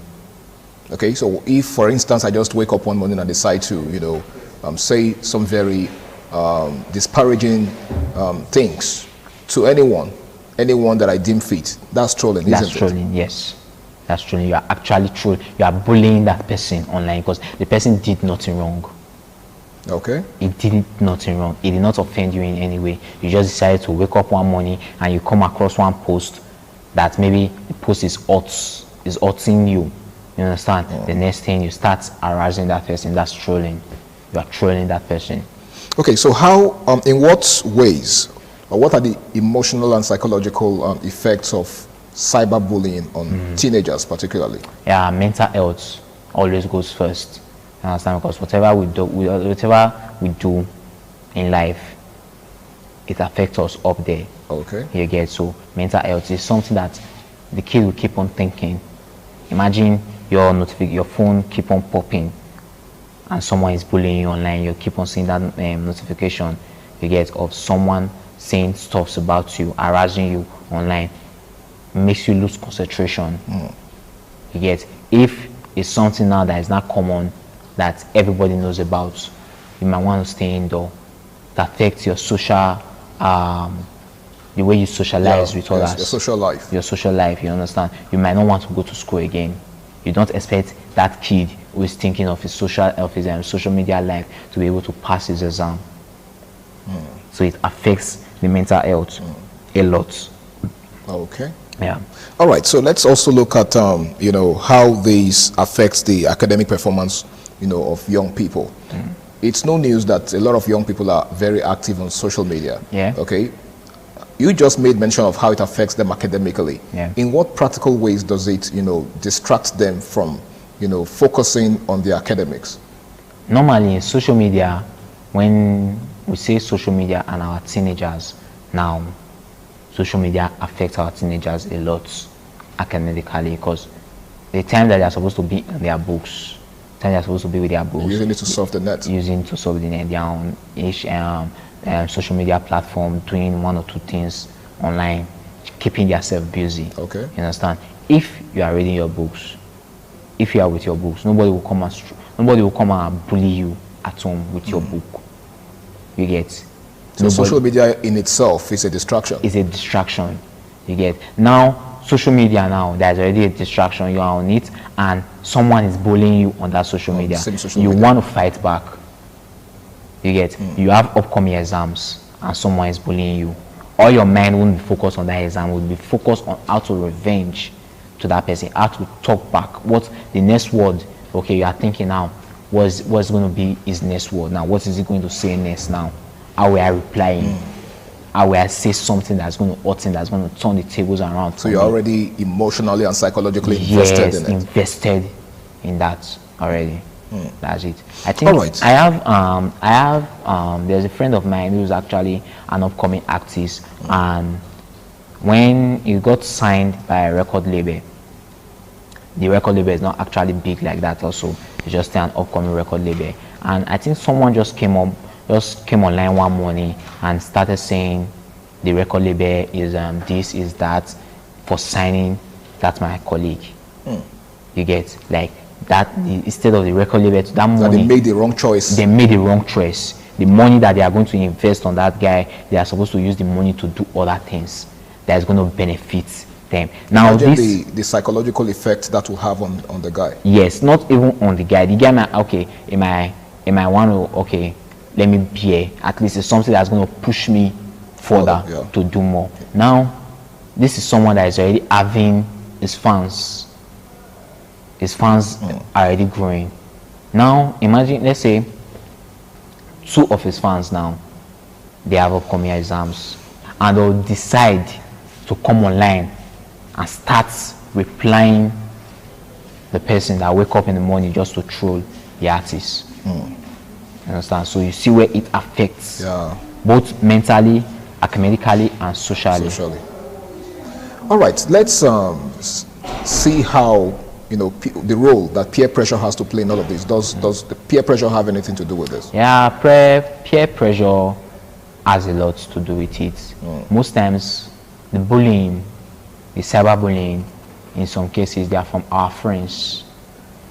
Let me say, friends that we have personal vendettas with in real life that can't stand up to us, you understand? They'll go to the social media space, create unknown profile, or go anonymous and start naming. For instance, now, if a possibility of that friend knowing some of your dark secrets, your secrets use them against you. It might use them against you, and you will not be like, what I did in secret is now on social media. You understand? So peer pressure, friendship is also a part of it. Okay, do you think schools or school authorities should punish, you know, students who indulge in cyberbullying? Yes. Because now the social media now, the cyberbullying is not what you say what happened in room should remain in room. No, it's not going to be like that, because your phone is with you. You keep on seeing notification. You are always online wherever you are going. Now you are in class now. Schools that let kids take their phone to school. You get, you are in class now and the teacher is teaching, a notification pop up. It's someone harassing you. You are distracted from the teacher. Now if the school notices such, they should take drastic action in protecting the welfare of the affected, of the victim. So what measures do you think the school authority could possibly take to, you know, curb it, to nip it in the bud? If the bully is someone that they can track down, they should track the bully down. Caution the person involved in such acts. If it's someone that they can't track down, they can support the child or the victim emotionally, counseling. You get, watch his movements, make sure, because this bullying of a thing now, some people can take it extremely and decide it leads them to depression, that their hearts, people that their hearts are not strong, their body isn't strong to such plays. Let me say it's a play, such play, you understand? They will take it extremely, overthinkers or overthink this stuff when they are alone. They might not, you might not see it when they are in the group. You understand? When they are with their friends, but when they are alone, they are overthinking this thing and it's affecting them deep down. So the school can help them emotionally. All right. It has also been discovered that some victims of cyberbullying do not speak up. Why is that? Why do they find it hard to report, you know, such cases to the appropriate authorities? One of their major fear is fear of not being understood. Okay. You understand? Fear of not being understood. Not being understood. Yeah. They might report to someone older than them, and the person might not really understand what is happening, so it won't take the case serious. In other cases now, the parents will want to take the phone away from them. Say, the parents will think that that is the best move to make. That since someone is bullying you online, the best move to make is you not being online. At least if the person is not seeing you online, is not going to bully you anymore. You get, so that fear now of making them, taking their phones away from them, making them going back to the analog age is part of the reasons why they don't speak up. They prefer to keep everything in silence and bear the pain, and for them to speak up, and they are not digital anymore. Okay, how can bystanders or people who witness cyberbullying help in putting an end to it? Instead of them being bystanders, I think they should become upstanders. How? They should stand up to issues like this. You can report the accounts of the bully. You can report the account of the bully. You can report to the social media security team. Okay. And say an account is doing such and such, which is violating your rules, community standard, your rules and regulation. So do your best to do something about it. Little thing can help. Also, you can also enter DM the victim and also let the victim know that you're seeing what is going on and you are not in support of it. See how you are going to help. See how you're going to help. Anyhow, as much as possible, try to help the victim.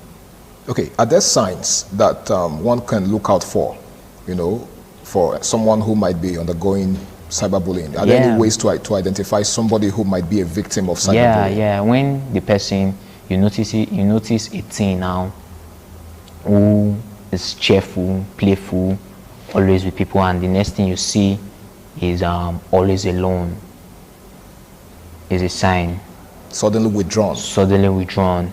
Or suddenly someone that is usually online, always with the phones. Then the next thing you notice that all accounts has been deleted. Is also another sign. Try to check and see what is going on with that kid.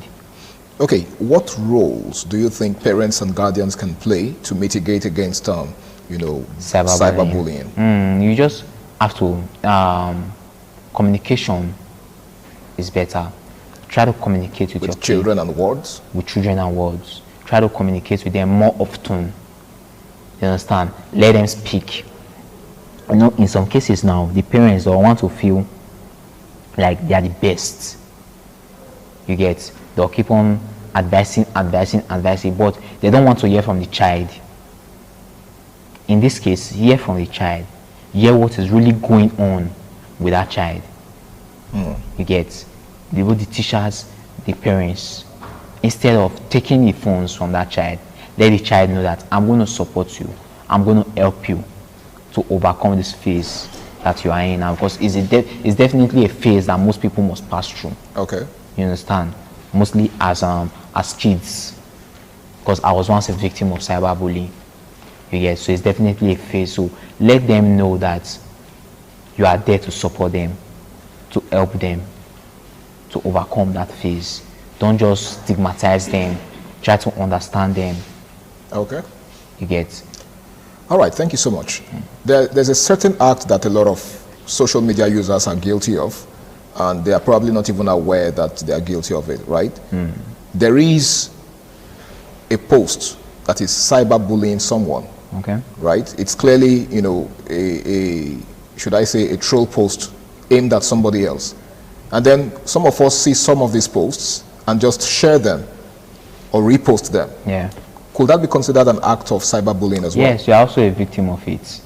You're also a victim of it. A victim or a perpetrator? A victim. A perpetrator, sorry. Okay. A perpetrator of cyberbullying. Let's use this scenario now. A single person threw a stone to someone. You can call that an assault. You get? But when a group of people each throw stones to that one single person, it's called stoning. Okay. You get? So now, everybody, they are all involved. You get? They are all perpetrators of that act. So you resharing, you reposting that post. You are spreading the news. You get? You are a perpetrator of it, and definitely you yourself should also be punished. So better still, stay away from it. Desist from such acts. Okay. Can cyberbullying be taken from the internet to the physical? Yes. Is it possible for it to transcend the internet and become a physical affair? Yes. Imagine, like we said now, most of these people doing cyberbullying that are involved in this cyberbullying, they don't have the mind to challenge that person that they are bullying in physical. For instance, somebody bullies me now, and I meet the person in physical, and I discover that this person that's bullying me online is someone that I can deal with. Okay. And the damage he has made online is already much already. I want to react. Okay. Now we are already abusing ourselves in physical. Are you not bullying me online? All those kind of, you understand all those kind of stuff. Confront the person. Confront the person. Before you know, it might lead to fight. Before you know, damages and. Okay. All right. Thank you so much, Emmanuel Walters, for your very, very interesting insight. What would be your final word to victims of cyberbullying out there in less than 30 seconds? One of my final words is that it's not everybody you see you want to challenge online. You understand? You see, a pig, if you are playing with a pig is a dirty animal. Yes. If you are playing with a pig, you also need to be dirty. You also get dirty. Okay. And the pig loves seeing you dirty. Okay. You understand? So seeing you dirty now is fun. To the pig. To the pig. But you might not find it funny. You might not find it fun enough. But to the pig is fun. So it's not everybody you challenge online. You see some people, you can block instantly. Or you just keep silent. Let him. They say silence is the best answer. Give it to a fool. Okay. You understand? So once you keep it silent, he keeps talking and talking and talking, and he sees you are not. Nobody is replying him. Himself will know that okay, I need to chill on this. You get. All right. Thank you very much, Emmanuel Walters. Well, I think that's my own parting words to everyone out there. Be mindful of who you cyberbully. Yeah. You know, some persons will not let it end there. Some persons will track you down. Take it to the physical. Trust me, and you won't find it funny at all. Okay, I know a lot of persons, you know, hide behind their keyboards to perpetrate all sorts of, you know, vices on social media. But just have it in mind that just like Emmanuel Walters said, not everyone should be messed with. All right, desist from cyberbullying. If you have scores to settle with anyone, try to, you know, confront them one-on-one. It's better that way. In fact, it's even more courageous than you hiding behind your keypad just to, you know, bully them. Cyberbullying is totally wrong. Say no to cyberbullying. Well, it's been the Guys Hangout Show on Independent Television. A big thank you to Emmanuel Walter once again, and of course to you out there for taking out time to be with us on the show. My name is Harry Aigbo J, and until I come your way again, same time, same station next week, do the right thing, stay out of trouble, and have yourself a blissful night rest. Bye for now.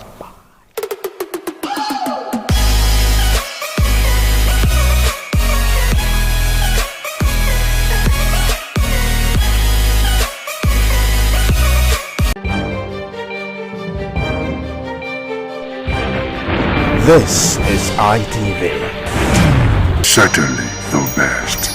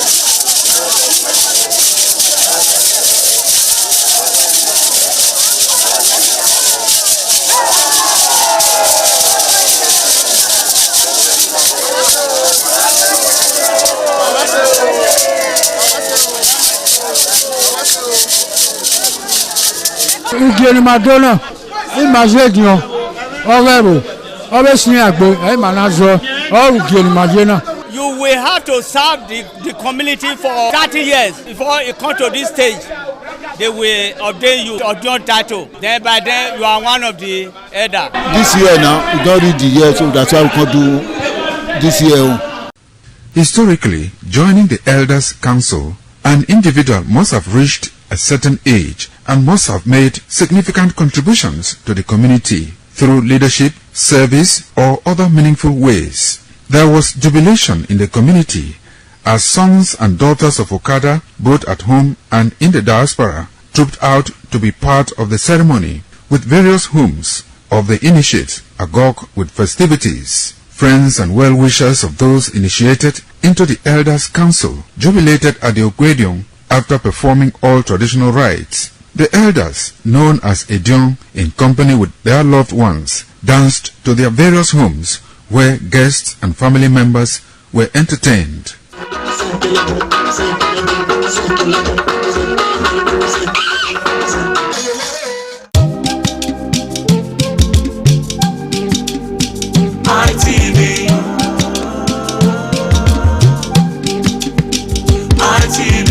ITV, certainly the best.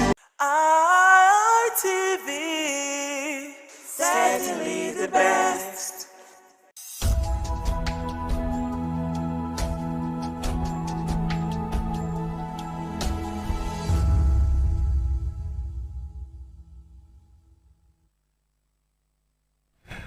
Welcome to Hitches and Voices on Independent Television and Radio.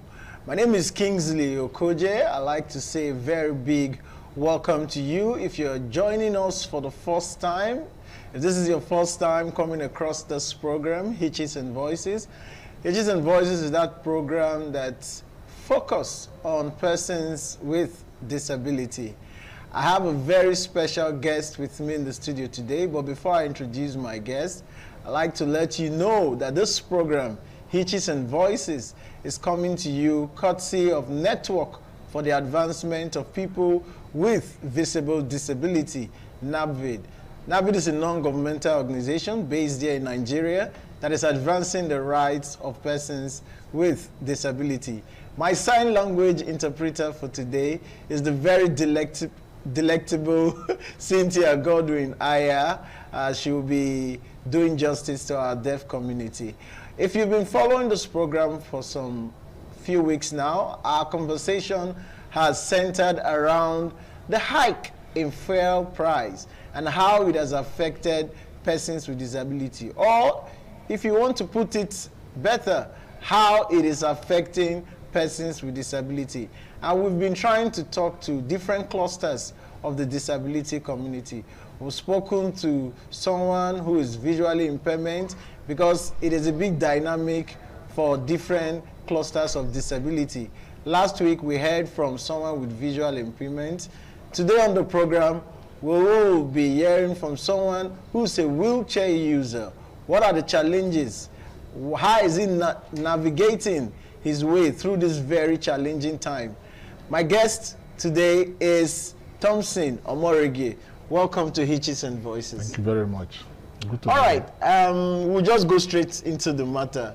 I'd like you to do a brief introduction of yourself and just tell us what is a daily routine or what is your daily routine as someone on a wheelchair? Well, thank you for having me around. I'm Thompson Omorege, a physically challenged person, and I happen to be the chairman of persons with physical disability in Edo State. That is National Association of Persons with Physical Disability. So you are a major stakeholder in the community. Very well, very well. So my daily routine, you know, I have to go to work first. I go to work, back from work, have one or two other places to go, or if I have the means, I go, because times are really challenging now. So to try to plan our day, at least in the modest way, where we not spend so much because of what you just mentioned, the cost of living now, especially with the hike in fuel.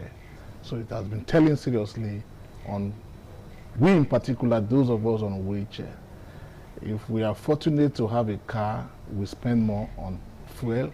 If we are not fortunate to have a car, we spend more on transportation, which has to do with going on charter or going on Uber or boat.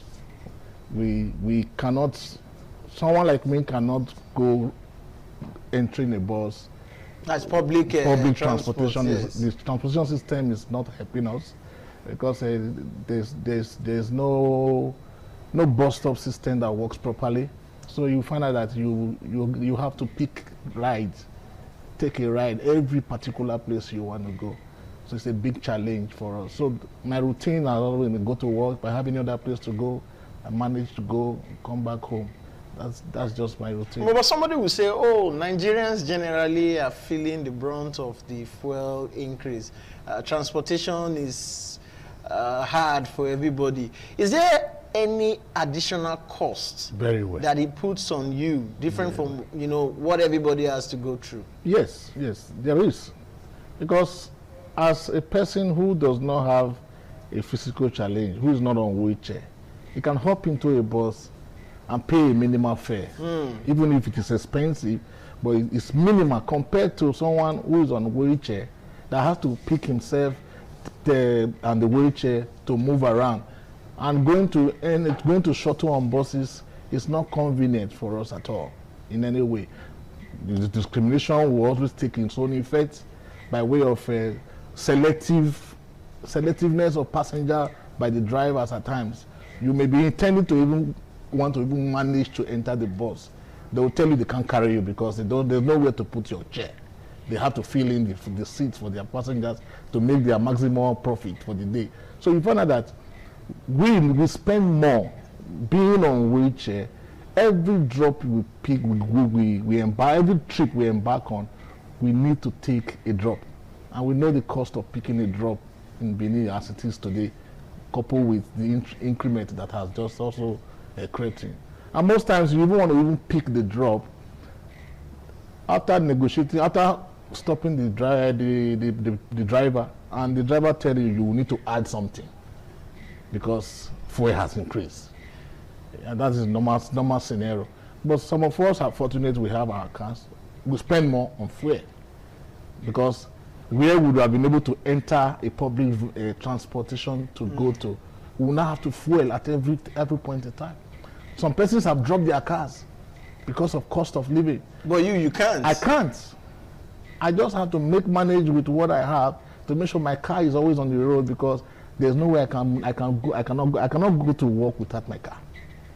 So those are some of the pressing challenges. I mean, you are fortunate to have a car. Yeah. I'm just wondering, for someone who is a wheelchair user, who does not have a car, and considering the cost of transportation, I'm wondering what alternative? In that situation, the only alternative is picking a drop. That means you now have to give out more of your income to sacrifice for where you are going. So, and that now also make you to be selecting where you go to. You have to be selective of where you go to. You prioritize.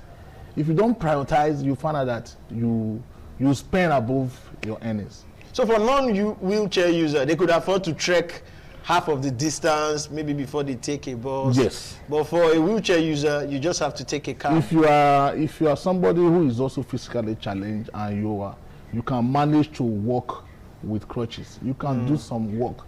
You can struggle to even enter a bus, even with, and there's still some level of discrimination because you are on crutches. But somebody on a wheelchair, considering the size of your chair and your personality, the time you will also waste to enter the car, they will consider it as time consuming for them.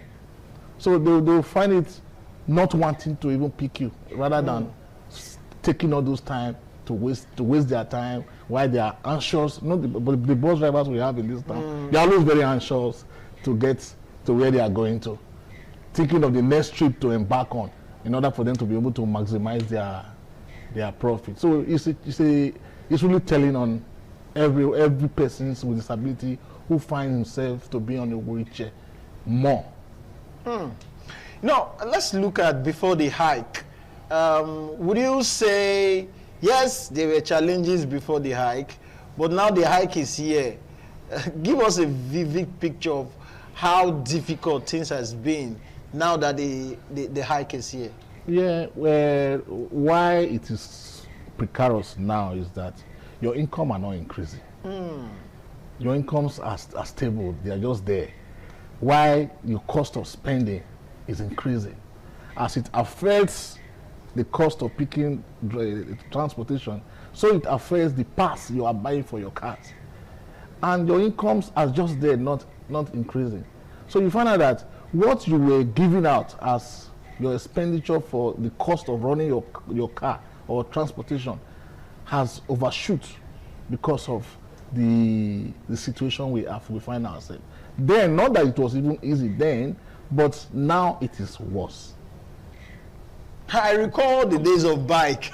Yeah, I knew they were wheelchair users. Bike, we have to stop 2 bikes. Yes. One that will will carry your wheelchair, the other one will pick you. So you can imagine such a... Okay, I know you've been privileged to, maybe go outside the country, but if you've not, you've heard from people who've lived outside the shores of Nigeria in a more developed clime. How has such society made it easy for persons with disability to not just transport themselves around, but to subsidize some certain things for them? Yeah, we know quite well that the developed countries, they are organized. They have an organized society. If you are accessing any place over there, it is easily reach. You can easily move around yourself. If you have a wheelchair, you can move yourself around. Nobody even cares to help you because they know you can move around. And transport system over there, they are top notch. You go, everything is time conscious. If you are using the train comes at a particular time. There are ramps for you to go into the train conveniently. So you find out that you really no struggle for so many things. Then whereby as a challenged person also, there are also a way they faction out some disability stipend for you to cushion that effect of whatever it is that you are facing. Probably you know that at your own level of disability, you can really not do anything. You can be placed on an allowance that will keep you going. Maybe that can meet your basic needs, settle your basic need, provides 1 or 2 housing for you that is comfortable for you to live in till God say come. You understand? But over here, I don't think we have nothing like that or such is in place. Then if you look at feeding another aspect of life, there are places you go to. They will give you some things like food.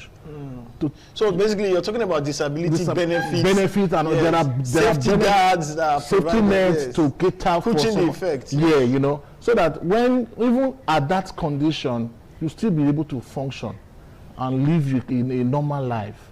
That you'll be proud that yes, you are a citizen of that country, and you know that the country is caring for you. Those are some of the difference we have here. Over here is the direct opposite. The survival of the of the fittest. It's a jungle out here. Yeah. I'm looking at the scenario where you work in an office, you earn the same salary or income with your non-co-staffs, physically challenged colleagues. You're on the same cadre, but you have to spend more. Yeah. Because of the cost of transportation as a result of the hike. Meanwhile, you all earn the same salary. What do you think government should do in this regard? When there are times like this, when there are emergencies like this, government came up the other day and said, you know what, because of the war in Iran, it has affected the price of crude. There has to be a hike in the price of fuel. And this happened. Nobody's considering vulnerable people in our society. Do you think government in times like that, in times of emergency, there should be special policies, special safety net provided, yes, to cushion the effect on persons with disability? You're right. You're right. I think some days ago, I heard one of the Western states saying that they want to add additional 10,000 naira allowance to their workers' salary. And when you say Western states, you mean one of the Western states in Nigeria? Yeah, I heard about it. Yeah. I think I heard of it. I think yesterday morning, one of the news, that they are adding something because to cushion the effect of whatever it is that is happening at the Middle East fight that has led to the increase in. In Nigeria now, subsidy is gone, so there's no regulation. There's purely deregulation. So, if such a thing, looking at the vulnerable and the persons with challenges, like you said, we work in the same office, we do the same job, but I had to take, I'm any equal amount with my colleagues in the office, but I spend more because of the situation I find myself. You understand? And I have families to cater for, just the way they also have families to cater for. So if such interventions could come while things are so harsh like this, to cater for such a situation, it will go down well to also cushion some of the financial burden that we are facing now that things are really harsh. I mean, it's sad because government is about people. It's about providing for the needs of people and protecting the very vulnerable in our society. Governance is not just about building roads and infrastructure. There is more. You have to cater for the welfare of there is more to it than meets the eye, because it's once said that a chain is as strong as its weakest link. So the weakest link in the society are the vulnerable ones, and of which we find ourselves in that category. No matter how well we are doing financially, but when you in terms of equating myself with a fellow colleague, I spend more than my fellow colleague who is physically fit and can move around in terms of transportation. All right. Yeah. We'll go on a quick break. When we'll come back, we'll continue the conversation with our guest, Mr. Thompson Omorige. He's been sharing his experience, some of the challenges that persons who are on wheelchair have to face as a result of this fuel hike. We'll go on a break now. We'll come back. We'll continue our conversation.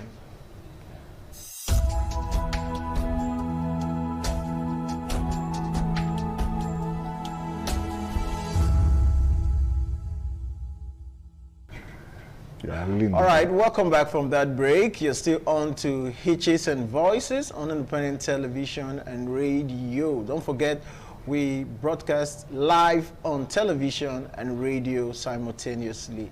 My guest is Thompson Omorige, and I will just go straight by saying, have you had to make certain adjustments to your daily routine as a result of this hike in transportation and because of the additional cost it has on you?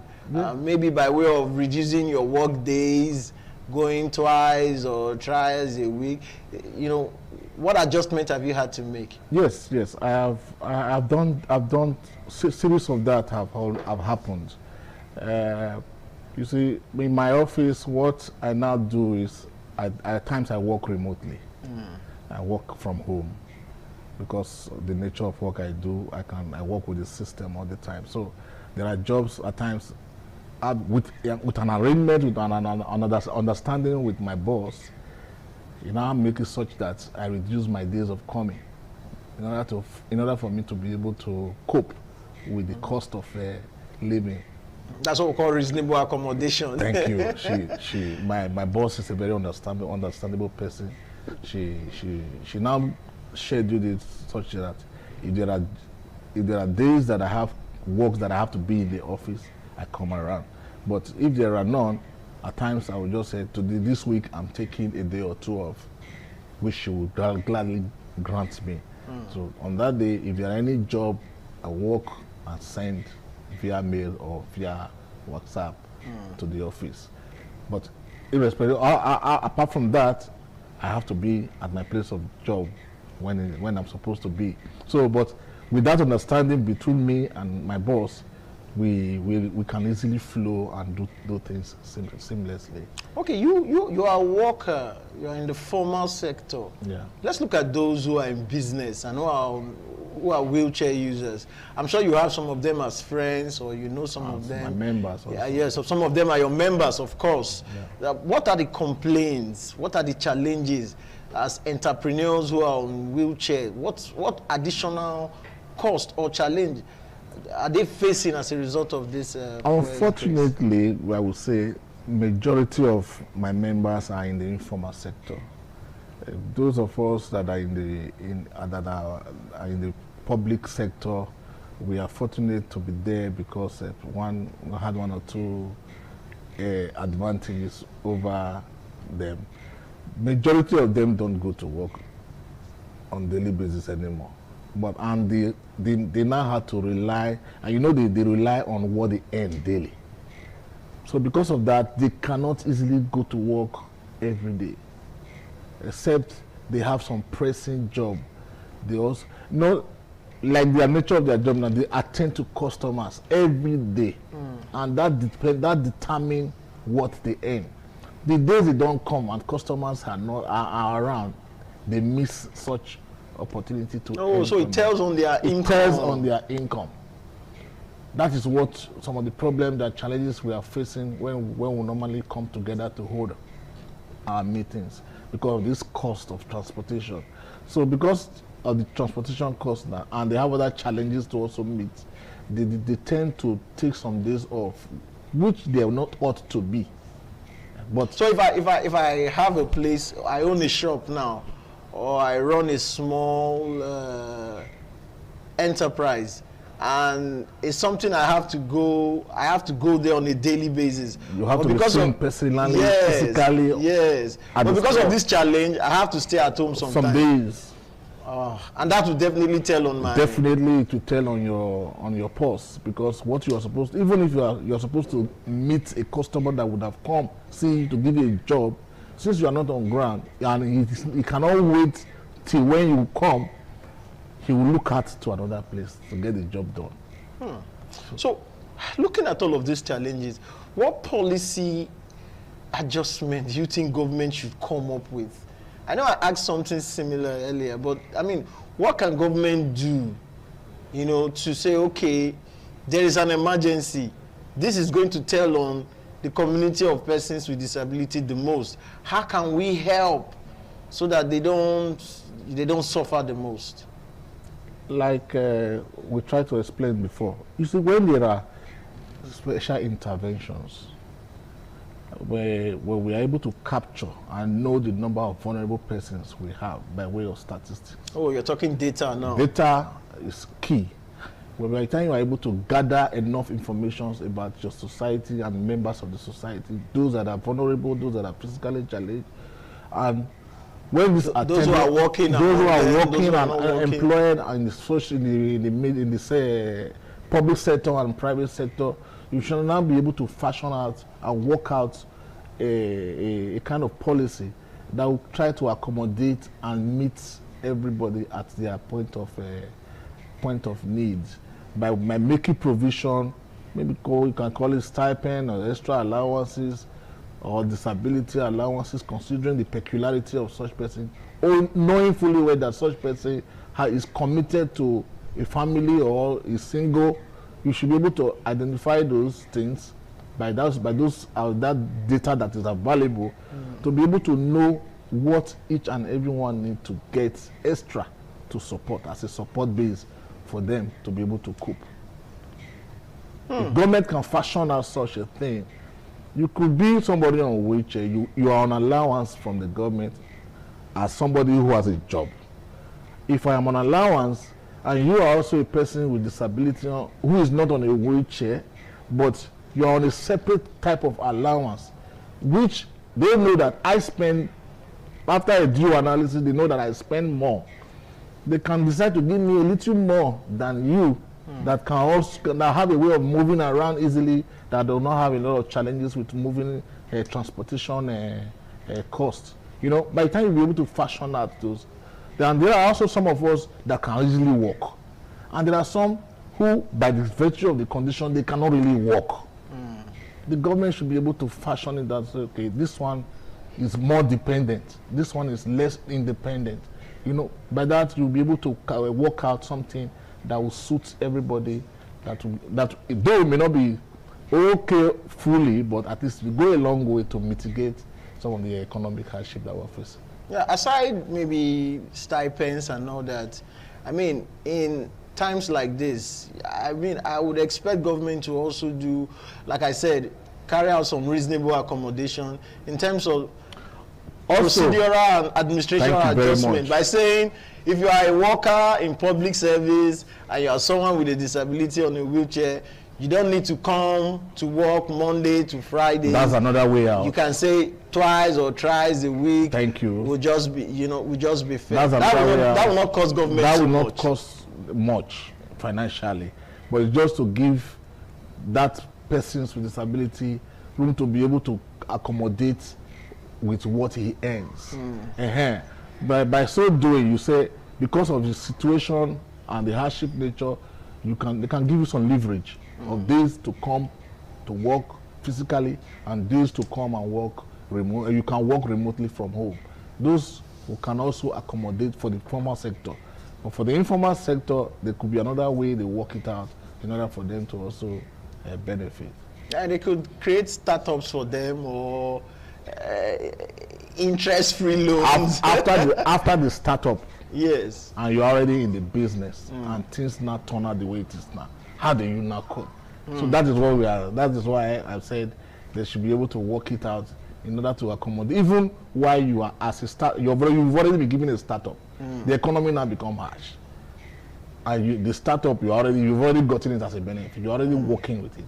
So in order for you to sustain that job, by way of cushioning your transportation costs, there should also be a way they factor it out that something will be given to you as support. Because you cannot stay at home and say you will not work. Because if you don't come to work, you will not get your income.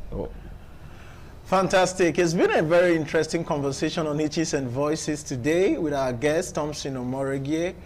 The argument as to the removal of fuel subsidy. Government argued that they want to take away the subsidy on petroleum product to be able to have more to invest on the people.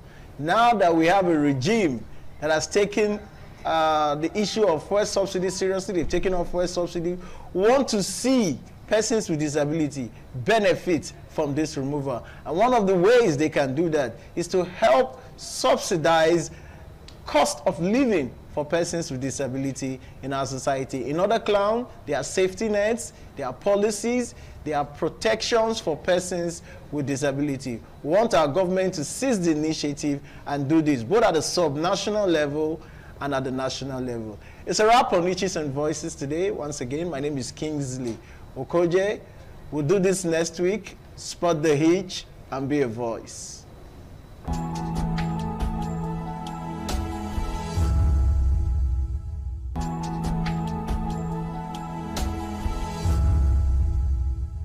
ITV, certainly the best.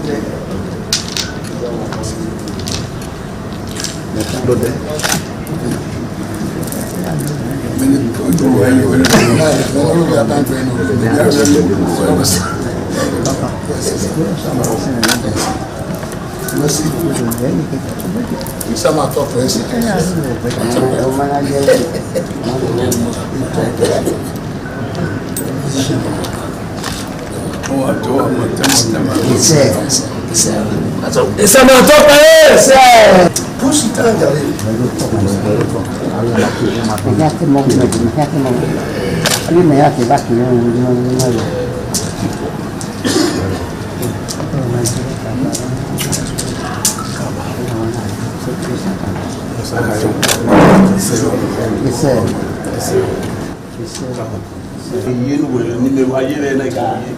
Ina so ti mi egewe una le ti di agbon ya ya zo mo dion medie eyan pa oh my dear, oh my son medie we say oh my dear, oh we na bo here is that be aje ga to ina do ba o yes ina do se mo yes medie we see that menisha oh na bo here we see my dear is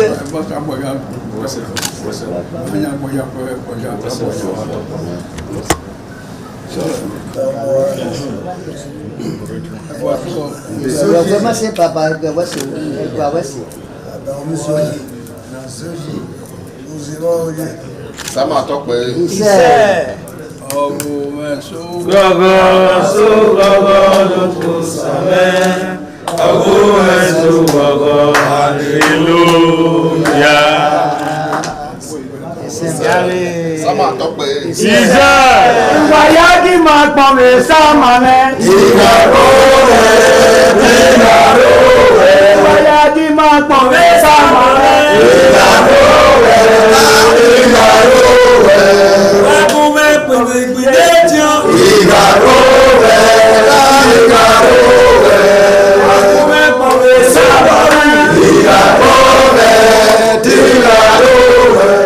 The Esama of Benin Kingdom thanked the new Edion for visiting him and advised them to always abide by the rules and regulations of their new positions. The Esama urged them to indulge in what will continue to bring development and progress to the community. When I say it's your job, I wait to us and I know what I will. Yes, Papa. Caliban was in a no, we said. Who paid you? Who paid you? Baba. Eko mwana sewa. Ewa ya lote nete dirwe ya sewa mabo. Awe huwe nini? Ejo muhi. Jona wele. Jona pulu. Jona mluya kwa wa yola.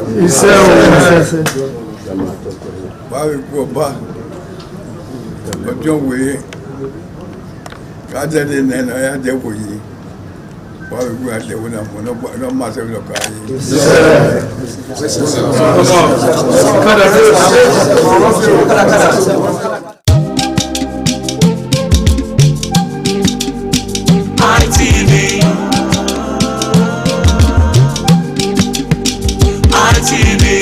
ITV, certainly the best.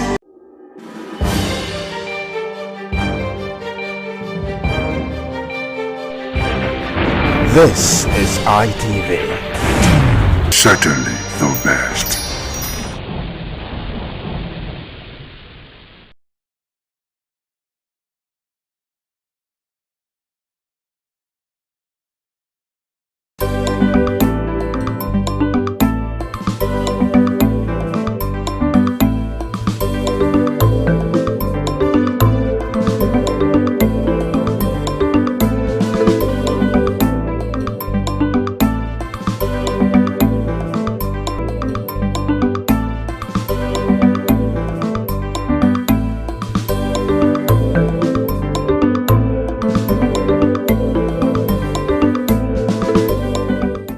Welcome to the program Youth Perspective on Independent Television. I'm your host, Joy Obaisiagbon, and you know how we do it here. We talk about societal matters from the youth perspective. Today is no different. Today we're looking at love and dating in the modern era. Actually, submission and obedience. Is it the same thing or is it not? So today I'll be having this conversation with my guest, David Isene. Thank you very much, David, for joining me today. Thank you very much for inviting Joy. It's lovely to be here with you.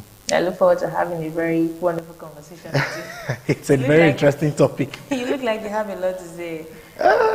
Let's see. Okay, all right, let's get right into the conversation. So for you, David, obedience and submission, do you think it's the same thing? For this our generation now, talking about dating and love in this era. Well, I would be a liar if I say that there is no no difference between what we used to know or what our parents knew and what we face now. Obviously, there is a big difference in the fact that we even have to speak about it in a show is a proof that there is a difference. Okay, yeah, of course. Because I don't think it was a topic before, in the time of our parents. I don't think they sat down to have this kind of conversations. I know it tells that certain things have changed over time, or certain things have been revolted against, as against the way it used to be. So personally, for the question, I think that there is a difference from what used to be and what is now. Okay, for you, what is submission? What does submission mean to you? For me, well, I would say, first of all, if I'm going to speak from the normal English explanation of submission. Of course, English. it's like delegating your authority to someone else. Okay. We need to first emphasize the fact that probably the person has a certain authority, but chooses not. It's a matter of choice.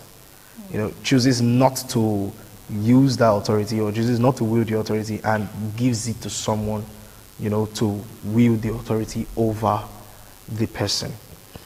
Naturally, we would say that every man that is born has a certain freedom, especially matters of choice and decision making.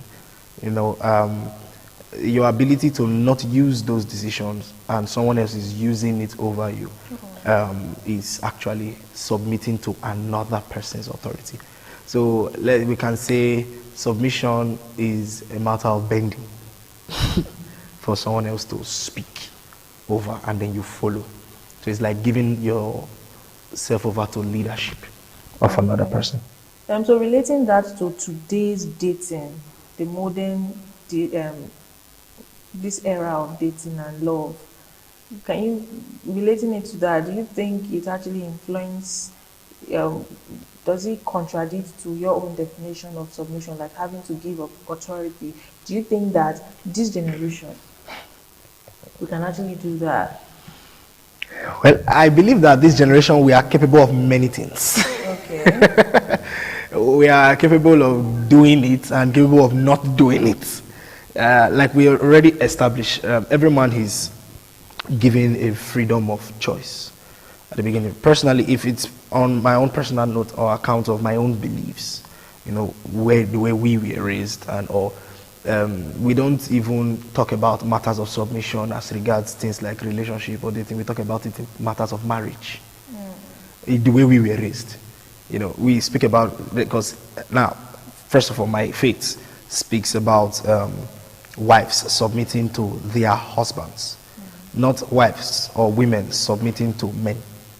It says their husband. It means if the title husband is not there, we shouldn't even be talking about the matter of submission. Now, basically, from the whole standpoint and view of the way things were before our time or the way we were raised, the male figure, because when we're speaking about relationship, obviously it's between man and woman, so the male figure has a role. Every gender or every part of a relationship between the two of them have a role, characteristics or obligations in certain homes. And one of the most paramount obligation of a male gender in a marriage is to lead. Okay, to lead. Yes, to lead. And we were raised and we have seen over time that many a times how the man chooses to lead the home determines where the home goes to. So if you are not in that journey of marriage with someone that knows where he's going to, you are definitely going to crash. It's just an accident waiting to happen, basically. So we know that the job of the man, according to the way we were raised, is leadership. So therefore, when he's married to a woman, the beliefs and the teachings say that the lady should allow him lead. You understand? To allow him to lead, and in so doing that, it means submitting her own authority to him to lead. Okay, you mentioned that the paramount objective of the male gender, or rather the male character in a marriage, that's not his relationship, because it has not been established that they are actually legal. So in a marriage setting, if the man's objective is to lead, according to what you said, do you think it actually affects how he regards the woman, how he respects her, or something like that? Well, it shouldn't really affect. Now, if we are still going to follow the standpoint of where we were raised, the option is, the instruction rather, or the model is, husbands, love your wives. And that love there stands for sacrifice, basically. In fact, according to the standpoint of the belief or the model given to us, the job of the man is even more than that of the woman, according to the proper model. Now, it's when you just look at things, and because of the way things have been over the years, because we found out that people, they permit me to say, people, they spoil them. Okay. People, I was raised in somewhere in the south, where the relationship between husband and wife is quite infuriating. Okay, how do you mean? Okay, I was raised, like I said, in somewhere in the south, I won't call the place, but being in that environment, I saw certain things, and I will give a graphic description of it. So the way I will say is that some people that are from that place, you understand that it's the place I'm talking about. You see that in the morning like this, maybe early in the morning, you see that the woman, gets up, takes care of the children, and by children I mean one in the hand, one on the back. Okay, so she takes care of the children, puts one in hand, puts one in back, takes the one in hand to school. Then as she's packaging them, she's taking care of her husband, and then she picks up what we call head pan. Now head pan is what we used to carry cement, for building sites. So she picks up a head pan, holds it on one hand, holds one child on one hand, puts one on the back, and then sets out for the daily bread. Crazy. Now she gets to the site, she walks, puts cement, they mold for her, put it upon her head, she puts it. So what is the man in all of this? We will get to the man, you'll see what I'm talking about.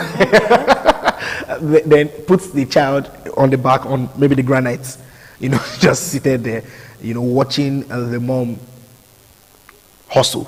Yeah. And when she's done, she makes certain, changes that they make, this daily work. So she makes changes, they put the child back on the back, takes the headpan, goes back home. On her way home, she goes to the market, use that money she just made to purchase things for the house, especially when the child is going to school the next day, goes home, meets because this is where the man is now, meets the man or the husband exactly where she left him.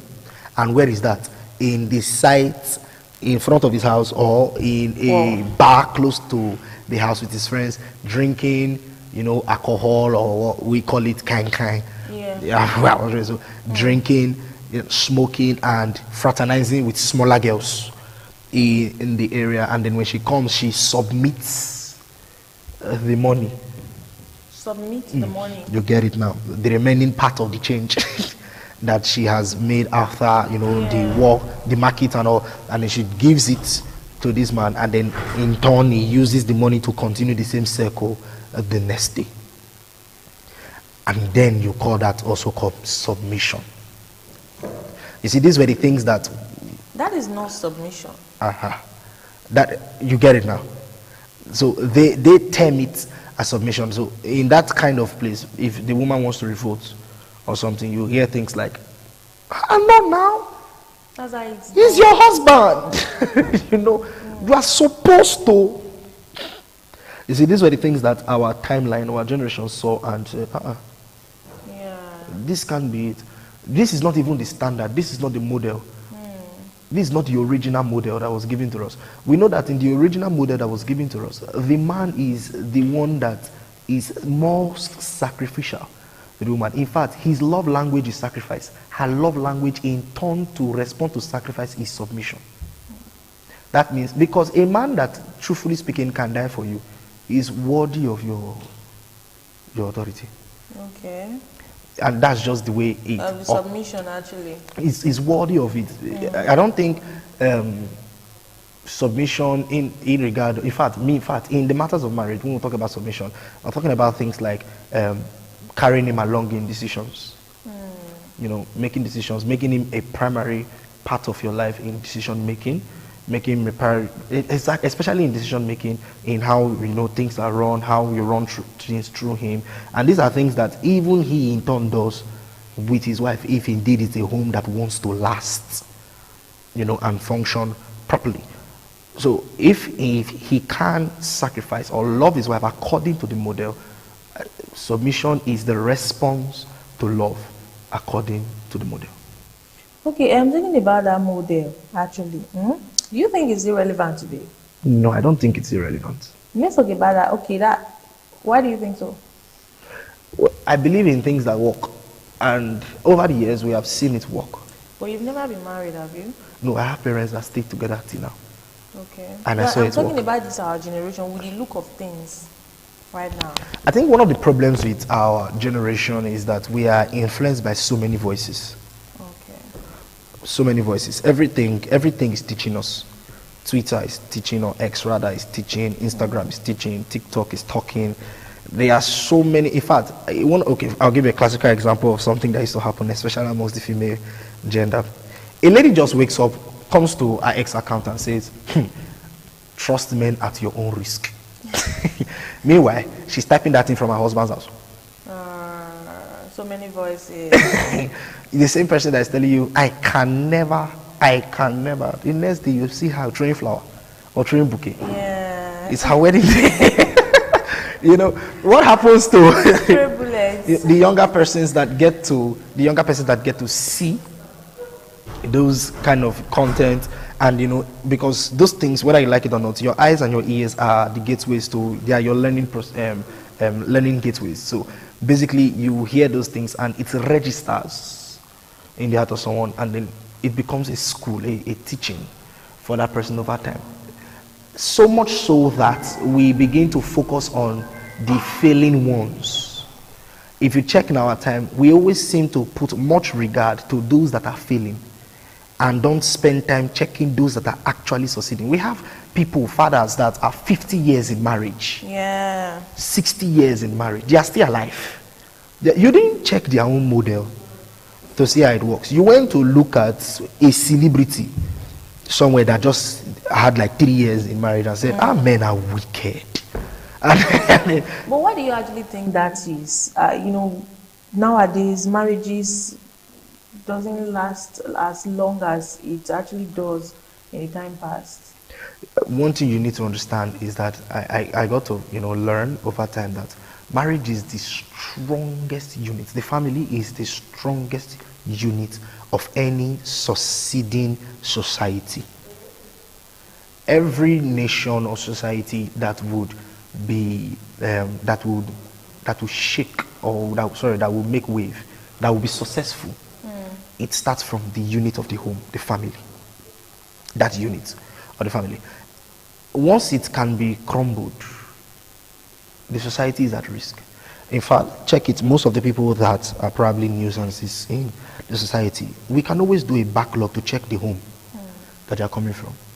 It's always like that. And I would say that it is to that reason why that most people need to focus more on making their homes and marriages work. Knowing fully well that as small or as minute as it looks, it is something that is actually very tangible. First of all, for example, practical examples. Each and every one of us grew up from home, right? Yeah. A child learns his first words from home. You hear dada, mama. It's first word. It learns it from home, not from the street, not from school. I personally, when I began to start my education, I was already speaking according to my parents. I was speaking, well for a 2-year-old. I was speaking well, and so when it was time to begin my education. I didn't need to go through the normal rigors of probably going to crèche and play, and do those kind of stuff. I just started straight from the classes that do writing. Where did I learn it from? From the home. I didn't learn it from any forward corner of any school. From the home. That's how intentional. That's how important the home is to a child. The things, I was raised in a place that is very rough, somewhere in the south, very rough. But I was not, I didn't look like the environment. I didn't look like the environment, not because I was not in the environment, but because I was in a safe haven, my home. Yeah, because of your own unit. The unit. So no matter how, chaotic the environment was, and I mean, the shield. Chaotic the environment, yeah. Was every day is a risk in that environment. No matter how chaotic it was, those garbage end outside. They don't come in because the home, my family had found a way to shield us, the children, from the noise of outside. When you raise a child like that in an environment, we will not be afraid, to commit responsibilities into the hand of that child. Be afraid that he's going to, throw it away or make a mess of it. That's how important the home is. This is the thing that is actually at stake. Is what is at stake. And I wouldn't want to put in, the spiritual aspect and all those things into it, but that is how important the unit called family actually is in society. We well established the fact that all these things that we see around actually influences some of the decisions, talking about having to have so many divorces around nowadays and all of that. We've seen that it's it's safe to say that it's kind of difficult right nowadays for Gen Z to submit. Probably because, like we said, the environment and all of that. What you see, you give an example of the woman having to go work and then bringing a proceeds to the husband and all of that. So if you are to know someone navigating this path right now, having difficulty submitting in their relationship, marriage, Gen Zs, because of the environment influence and all of that, we're choosing. You said many voices. A lot of persons, they chose to listen to the wrong voices. And those people that are victims of that, now they are having difficulty having to submit to, like you said, the actual model. How do you think people like that can navigate that part? I will actually be taking these questions to the street as well, to hear from our viewers, to hear from all our persons, and then we'll bring it here and put them together. But before we leave, I'd like you to answer on that. How do you think they can? Well, I would first of all say that being submissive in a relationship or being obedient, because now we're speaking about, basically, if we're speaking about submission, we're basically speaking about the female gender. Okay. Now, being specific, submissive rather, in a relationship does not really stop a successful home building. Neither does it crash, a home that is supposed to actually survive or work fine. I would say that the word submission in itself does not make you a fool, because that is what it's kind of mirrored in our time. That once people hear the word submission, they just say, "I'll not be mumu." I don't know if you get my point. That kind of like, "I'll not be mumu, man, not use my head," and all. I think we should not also be speaking. First of all, I don't think you should be in a marriage with someone you don't trust. I also don't think we should talk in submission if trust is not on the table. Basically, because and this is why how you enter also matters a lot. Many a time we see in our generation that the things that both parties now, both genders, look out for in a relationship or in the marriage that they want to enter is very flawed. Yeah, so if we're understanding you very correctly, despite the fact that there are very sad stories out there, you have to look for the boxes that were not ticked before, those boxes that were not ticked before that person actually made that decision. Why they ended up like that, why the story ended up being, not good. So you check it. So that you can checkmate that on your own And then when you get into it, you don't really have to not have so many problems about having to submit, you know, having to love the your partner. original model. Original model. Emphasis on original model. All right. Right now, we're going to call it a break, and then we'll take this question to the street. The question is going to be showing on the screen right now. We'll take it to the street, and then we'll get answers. The question actually is, why do you think it is difficult for this generation to want to submit in relationship? Yes. And despite the fact that we know that, yeah, it's obviously very difficult. So what solution can you prefer to a person that is in that situation right now, having difficulty, you know, submitting to their partner? Some people see submission as a GBV issue, because they see it as somebody is trying to compare them against their wish. Somebody is trying to, you know, make them lose their freedom, not knowing that that is not what submission is. That is why it is very important we redefine what submission is. Submission is partnering with each other. Submission is, you know, one person, you know, you have to support that for the other person's opinion, you know, for you people to, for the marriage or for the relationship to go well. Yes, I want, the advice I'll give to them is that they should go to the drawing board. They should go and know the real meaning of submission. But women of these days are more educated, they are more aware, and so their understanding of submission has evolved. A woman can speak her opinion, can express her disagreement with a thing, so while still being submissive. What is really happening is awareness. People are not living relationships or marriages or finding it hard to submit. Rather, they are saying no to the submission that resists them, that limits them, and issues their voices. So it's just about working together. No party is greater than the other. There is no dominant, there is no submissive. You guys are both dominant and submissive. You guys can both lead and can still both be submissive. So that notion that submission is about control, is about like one party taking control of the other, that should die. Submission can work hand in hand when a couple comes together and agree. Gen Z nowadays, they live their life on social media. Everything is about social media, and comparison is the thief of joy. So they tend to compare what they see online, how people live their life online, how celebrities, public figure do everything online. So they compare it with themselves. So that's the main reason they can never be submissive, because they feel like the new coup is being all these feminism, all these equality. So submission is not the new coup, so they won't follow it. My advice will be, don't compare. Focus on your own marriage. Focus on, no marriage is perfect, so just work on getting better. That's the only way. It's definitely hard for them because this is a fast-paced generation.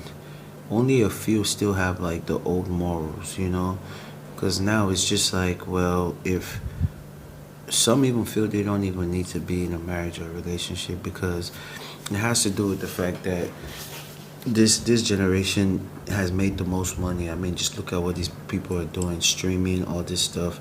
So when there's money, people tend to feel like they don't need anybody. So I say it's definitely hard. So it's just the way the world evolves, the way these things get more difficult. So, and it's really, we're losing the morals on everything, and it's just, it's hard, you know. But at the end of the day, all I can say is, if they could just sit down and see, okay, my parents didn't come from this, and just try to emulate their parents, and I feel we'll all be all right. All right, those are the amazing opinions from our guests out there. Hope you have been able to learn a thing or two. Yes, and that brings us to the end of today's episode. Thank you very much, David, for joining me today. Thank you very much for inviting. It was an exciting discussion. All right, until next week, I am your host, Joy Obaisiagbo. Bye for now.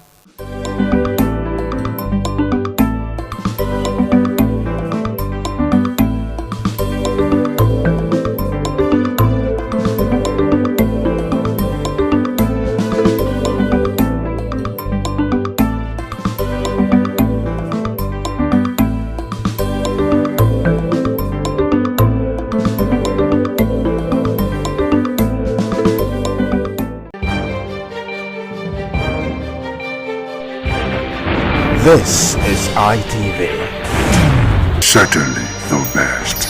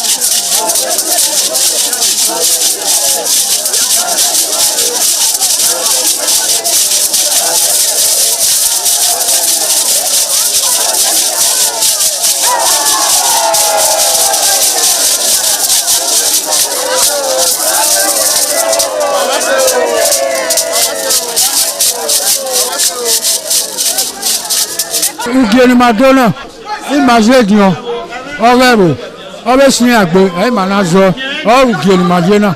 You will have to serve the community for 30 years before you come to this stage. They will ordain you ordain title. Then by then you are one of the elder. This year now, we don't read the year, so that's why we can do this year.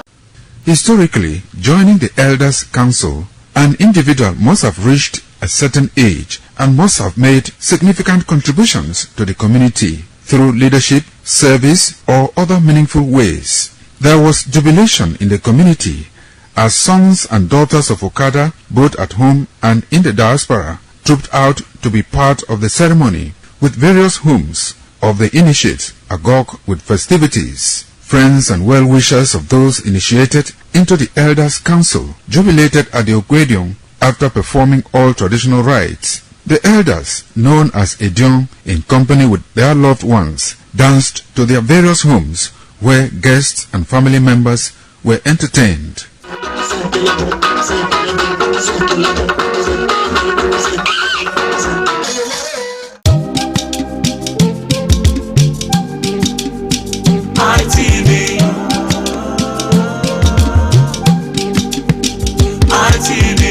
ITV, certainly the best. This is ITV. Certainly the best.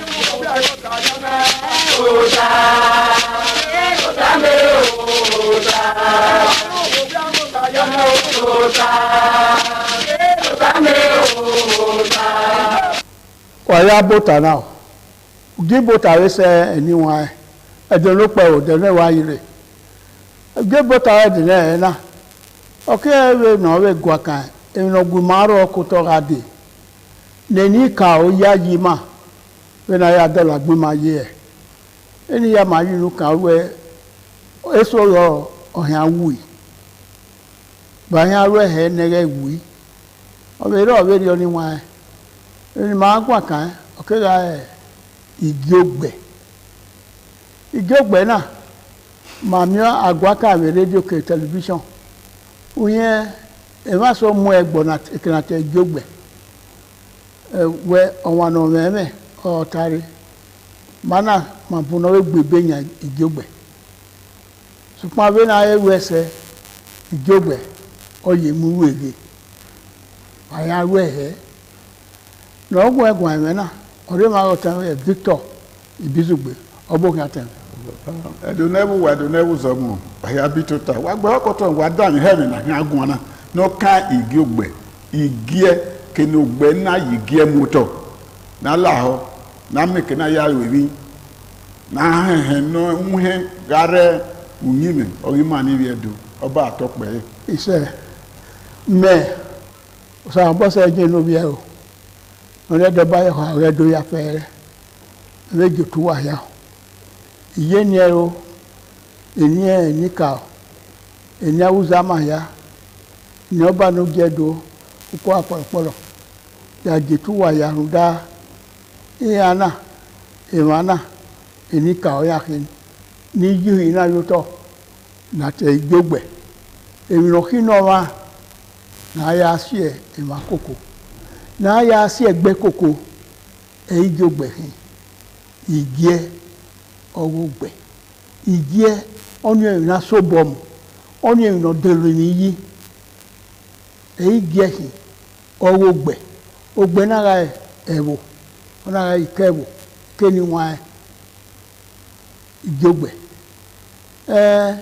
ẹni wọn ìjógbẹ̀ náà ọ̀kẹ́ ìdó arú èrè rẹ̀ náà màríyé náà ọ̀wẹ̀rẹ̀ sẹ́rí ọwẹ́ àrímígi ògbẹ̀só àrígi ògbọ̀rẹ́ ìmọ̀nà ìjógbọ̀rẹ́ ẹgbẹ́ náà èyí ti náà kí àmì àtẹ̀rì ìjógbẹ̀ àmì àtẹ̀rì ìjógbẹ̀ sábà náà ẹgbẹ̀gbẹ́ ni pè fún ó ní ẹgbẹ́ náà wà bọ́ ìwà èyí jógbẹ̀ èyí ògbẹ̀ kí sábà náà ògbẹ̀ orí máa wù ṣùgbọ́n àdọ́wọ́n náà dọ̀rí ìjógbẹ̀ yìí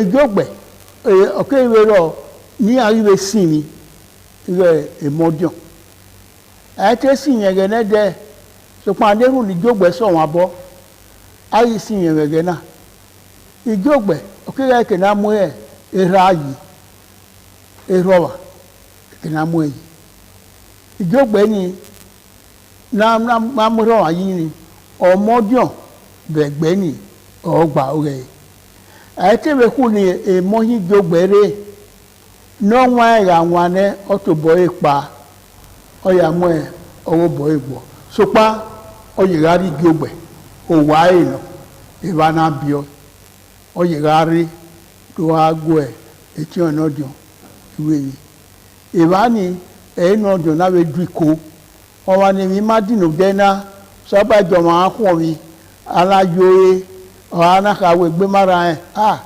àyàká mi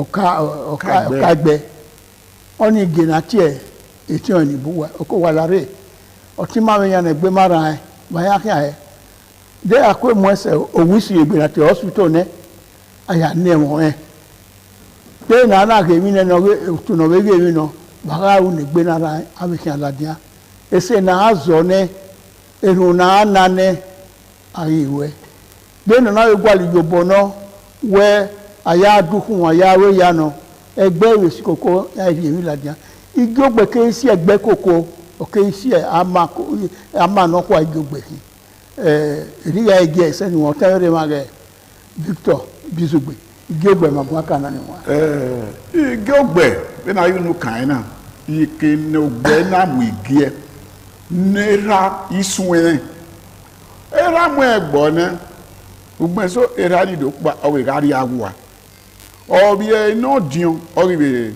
odo ya mu aga ore baba ni ori to tayo yori be no nwa ore ogbe ni na ri ye na nia oyere ni e mo ti la e wa ni we ba bi je ni kai ai agbera ba yin ne de ku kin a we de gbe fun wa ni bo una wa we gbe dolo yi amaka ma woni we dolo yi so pon ore no kin e to no gbe bi o wa goro awa vi okwa ugbe so e mo yi mu kin e mi no gba oyere na mi we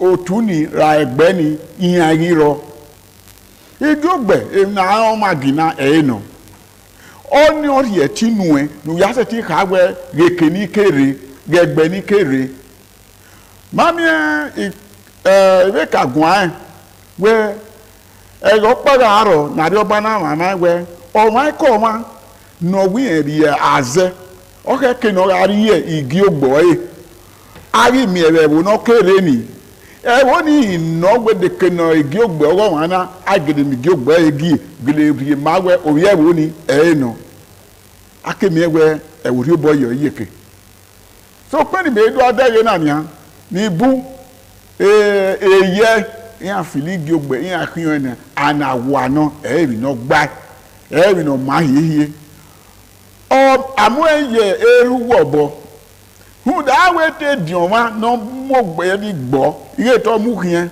agedo bai yen na ona dai ona ga ama na ya enwe e ma na egbe na kiri awe zeri ne ri mai no ka ba na e ma ni ye o ya ge mi awe wa ya se ri ihe bi gogbe ogbe mu gogbe wo hien ne de kunu kan ari igogbe kan se wo koko no se gbe ni koko aga iga koko re wa ni emi kemi aga ta eri ma we eri ma no pa we e ba na koko du ikoni igogbe e na de mu fua o ma na eme igogbe oye o ma na eme zi oye eme kino ke zore emi ekele na agi igi na o se na me we da wa de egbe eya me igogbe oyan o ba to pe we se ya yi wada ho ni wa igogbe magun akara de kini igogbe we ye awe ogbenede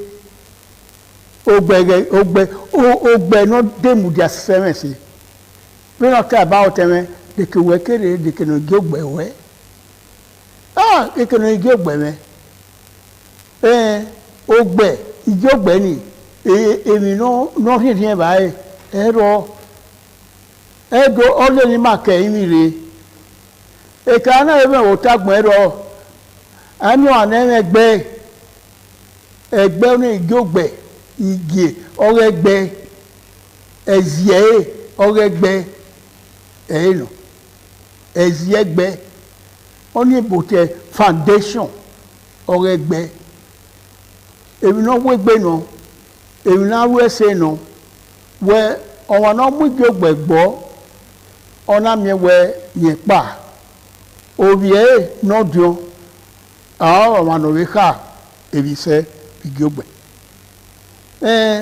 nikene biebi na do aso wona e ma so we ya azukure ukure o ama no rigogbe mara ewe gwa ka ma o ama no rigogbe ikene e ma so mana yayi egbe no ye no zaga o so ba na je gbo wa zaga ise owo ti en no dio ni be no awe ni eye yen e o ni ezukure o bi yen yẹ̀yí rẹ̀ gbẹ́ ni ọ̀yà arówó bọ̀ ẹ́ ìmọ̀ àwọn ènìyàn ọ̀yẹ̀ náà mi ìjógbẹ̀ ọ̀sàrà ọmọ mi náà á dá yìí ọmọdún náà yìí mú jógbẹ̀ yìí ná gbogbo so àyànká mi ọ̀rẹ́ sílẹ̀ ìjógbẹ̀ náà sàrà wẹ ọ̀wànà ìjógbẹ̀ ọ̀bọ̀wà ọ̀rìbò wà ní à yẹ̀rí pa owó rà nìyẹn nílá wùsà yà ní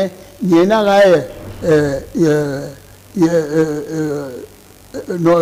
nọ̀rí ọ̀ka ẹgbẹ́ gbẹ̀gbẹ́ ni yẹn rẹ̀ bò wọ́wọ́ bí yẹn yẹn máa rọ́wọ́ bọ̀ ẹ́ ni ọ̀nà àrẹ́kẹ̀rẹ̀ ìjógbẹ̀ yìí yẹ̀rí pa orí ẹ̀wẹ̀ erin ẹ̀ bò wà owó erin ẹ̀ bọ́ orí ẹ̀rẹ̀ náà ìyọ́pọ̀ ìwà mú ìfà ìfànàdó amẹ́wẹ̀ ìjógbẹ̀ àìrà ẹ̀ ìjógbẹ̀ nàdó amẹ́wẹ̀ kẹ́ni ìrànláyé nàdó bègé nánága ẹ̀ ni nàdó amẹ́wẹ̀ ìjógbẹ̀ nága ẹ̀ rò abúzàmà nìyàn àìrà ìjógbẹ̀ wíyàn abẹ́ ìnígè àìrà ìjógbẹ̀ wíyàn èjì sọ̀rọ̀ ọ̀rẹ́ sọ̀rọ̀ ẹ̀gbẹ́ sọ̀rọ̀ náírà ẹ̀ ara rẹ̀ ní kéwì ìbára àjò àgbọ̀nyá àríwá yà dùkọ̀ sábà jẹ̀mí gbégbé àgbọ̀nyá àríwá ìjógbẹ̀rẹ̀ rí ọ aládùnmẹ́wẹ́ ọdún ṣègbórí ọpá ọmọ ìjógbẹ̀ ẹ̀mù yẹn ọ̀sàrẹ̀gbẹ̀ ní ọ̀rọ̀ ni ọdùnmẹ́wẹ́ èyí rí dùnú dẹ́ èso àárọ̀ lèkèyàn rírí èèyàn sàlóbọ̀ rẹ̀ ẹ̀tẹ̀rìn náà ọdún sọ́ọ́sọ́ dẹ̀rọ ayé náà tàí ìbáwọn náà dọ́mí èso yẹn ẹ̀há yẹn ìní yẹn ikú kú gbé yẹn dùn ó bẹ tẹ̀rẹ̀ náà kẹ́kẹ́ igi ògbẹ́ níwọ̀n ẹ̀yìn náà tẹ̀ kẹ́kẹ́ náà kẹ́kẹ́ náà zàgà sábà náà igi ògbẹ́ máa zàgà. iṣẹ́. àwọn àlehùn ẹ̀ ń da ẹ̀dọ́ bátẹ̀ló mìíràn mú igi ògbẹ́ gbọ́ kẹ ẹ̀rẹ́ adé tí ẹ̀dọ́ mìíràn wẹ àkúgbè nọ̀rọ̀ ọ̀nà ẹ̀gbẹ́ ẹ̀yìn náà na ya rete èyí ó yànnà lọ́wọ́ àgbè na ya ya rúyòbọ̀ náà ọ̀wá àwọn èyí gbẹ́gbẹ́ jìnnà wọn àgbẹ̀ náà tó ẹ̀ káta sí dẹ̀gbẹ̀ náà kéré yìí ìjọgbẹ̀ ọ̀rẹ́ mẹ́ òkú nàbẹ̀ tó ẹ̀ lábẹ́sẹ̀ lámògùn lámòsùn náà ọmọ ìwà náà rẹ̀ tó ẹ̀ yíyá mẹ́ ìjọgbẹ̀ rẹ̀ nẹ́dẹ̀ ṣùgbọ́n ìmọ̀sọ̀rọ̀ ìrẹ́ èsọ̀rọ̀ ìmátì ẹ̀bọ̀ wọn ò náwó wà ọ̀rẹ́ dání ọ̀fìlì níyàkọ̀ ọwọ́ ìjọgbẹ̀ náà wọ́n máa dẹ́ máa yẹn ọwọ́ ìjọgbẹ̀ máa dẹ́ máa ọwọ́ àwọn ọ̀tẹ̀rẹ̀ kẹwàá sùn ẹ ọ̀sàbọ̀ ìjọgbẹ̀ máa yà ìjọgbẹ̀ máa tẹ̀nà náà dèsì yẹn nasẹ́ àníma nasẹ́ àná náà dèsì. ìhóni náà tápá yẹmẹ ìjọgbẹ̀ náà ẹ bàbá náà mú ìjọgbẹ̀ gbọ́ ọ̀rọ̀ ọ̀nẹ́ ẹ bàbá nì náà mú ìjọgbẹ̀ gbọ́ ègbọ́ ẹ̀yìn ọ̀pá ẹ̀rẹ́ àbẹ́mẹ́ mami yẹn àmìẹwẹ ní àwọ ẹgbà ìrẹra ìyẹn ọdún rẹ family ní kí o gbẹni náà sùn ẹ azọdì ìyẹn ọdún ìyẹn mẹtẹ níbẹ ìpìà níbẹ wọn ìyẹn náà dò bíẹ ìyẹn gàgàrí àwùwà orí ẹ ọkìn àyìndọ̀gá ẹ nọ́wọ́ ìgbé ògbẹ́ni ètò ẹ níbẹ wọn ní dín òbí ẹ ní.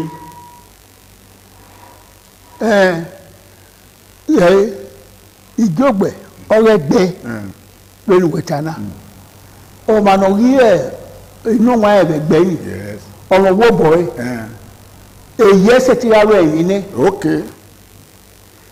ṣùgbọ́n ìbáni ayé sí ìbáni rẹ wàá rí palọpanà nana dùkọ awọ ìjọgbọrin mà ìyẹn owó bọ ẹ owó bọ ẹ ehin awu rẹ.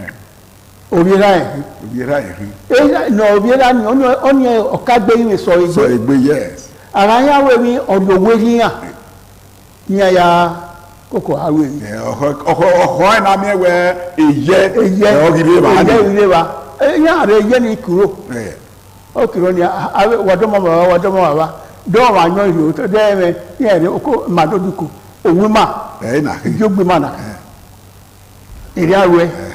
Ọni ni káàkiri ẹ̀yìn bẹ̀rẹ̀. Esoro ọ ìzukú rẹ̀.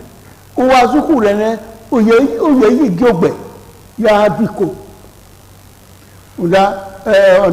ona zukure okuro leru wa o igi ogbe leru wa na se ayemi no iye eye ori wekan ewa wona do ami we eye ni normal we ni igi ogbe ya do wa yi we no ya degbe yi o mu igi ogbe mu kien o mu kien ege ni wani no kawe obi o wa we ya na ma kin ogun wa osara uwa ita keka wa mi gbogbo wa ga ri o sa bo na bi ko do e wa na kwa ma na mi wa no ve lele de ga na we mi ewe igi ogbe ona se igi ogbe na se gbe obe igbo oso be ye ado mi ewe igi ogbe na o wa ni odogun owo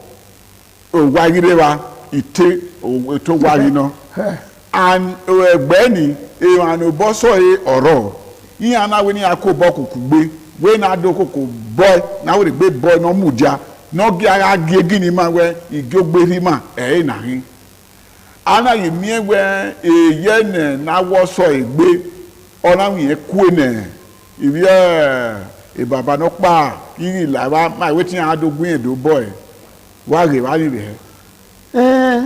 ọ̀rọ̀ ẹ̀ náà ìmá olùsùnmí yẹn náà tó máa pọ̀ ìmí ẹ̀ nẹ̀ ọwá gbẹ̀gbọ̀wọ́ yẹn lóhun yẹn nẹ̀ èyí má ti dìjọgbẹ̀ yìí ọ̀nà wà tí kò ọ̀nà ìjọgbẹ̀wọ́ yẹn náà yẹn ò ní jọgbẹ̀ náà ọgọ́ ọ̀nà pè fún ọ̀nà ìró làdíà yẹn náà ọ̀nà wà bò wá ọ̀nà bọ̀yọ̀ òyìn ní àárẹ̀ yìí náà kí wẹ́ igo na ya mi owana na akoko ye azigo ari ya azigo ana era do vie e mani mo wa haya na fi oyo igo ni ani ha asa gele ha yi so kwa ana ye se ogwa negedegbe ha ni anaduko uye hure kwere ba hure kwere ba so kwa owo ere ra me na e wana bi ere ra me ìwọ́nà bí mẹ́hónà ọ̀sẹ̀ ha sí ní n'esùnú bẹ́rẹ̀ ọ̀sùnú ewéèrè ọmọ wa múdíá mọ̀ ẹgbẹ́ múdíá ìyàgí bíbíwá ìyàgí zàrà ìjọgbẹ̀ ọyẹ́rẹ́ òkùnàtúẹ́ ọmọdé orí ẹ̀dọ́nẹ́ ọ̀nà rẹ̀ ọwẹ́ òkùnà ẹ̀túẹ́ láwíyézè lámọ̀sùn lámọ̀gùn lábàtúẹ́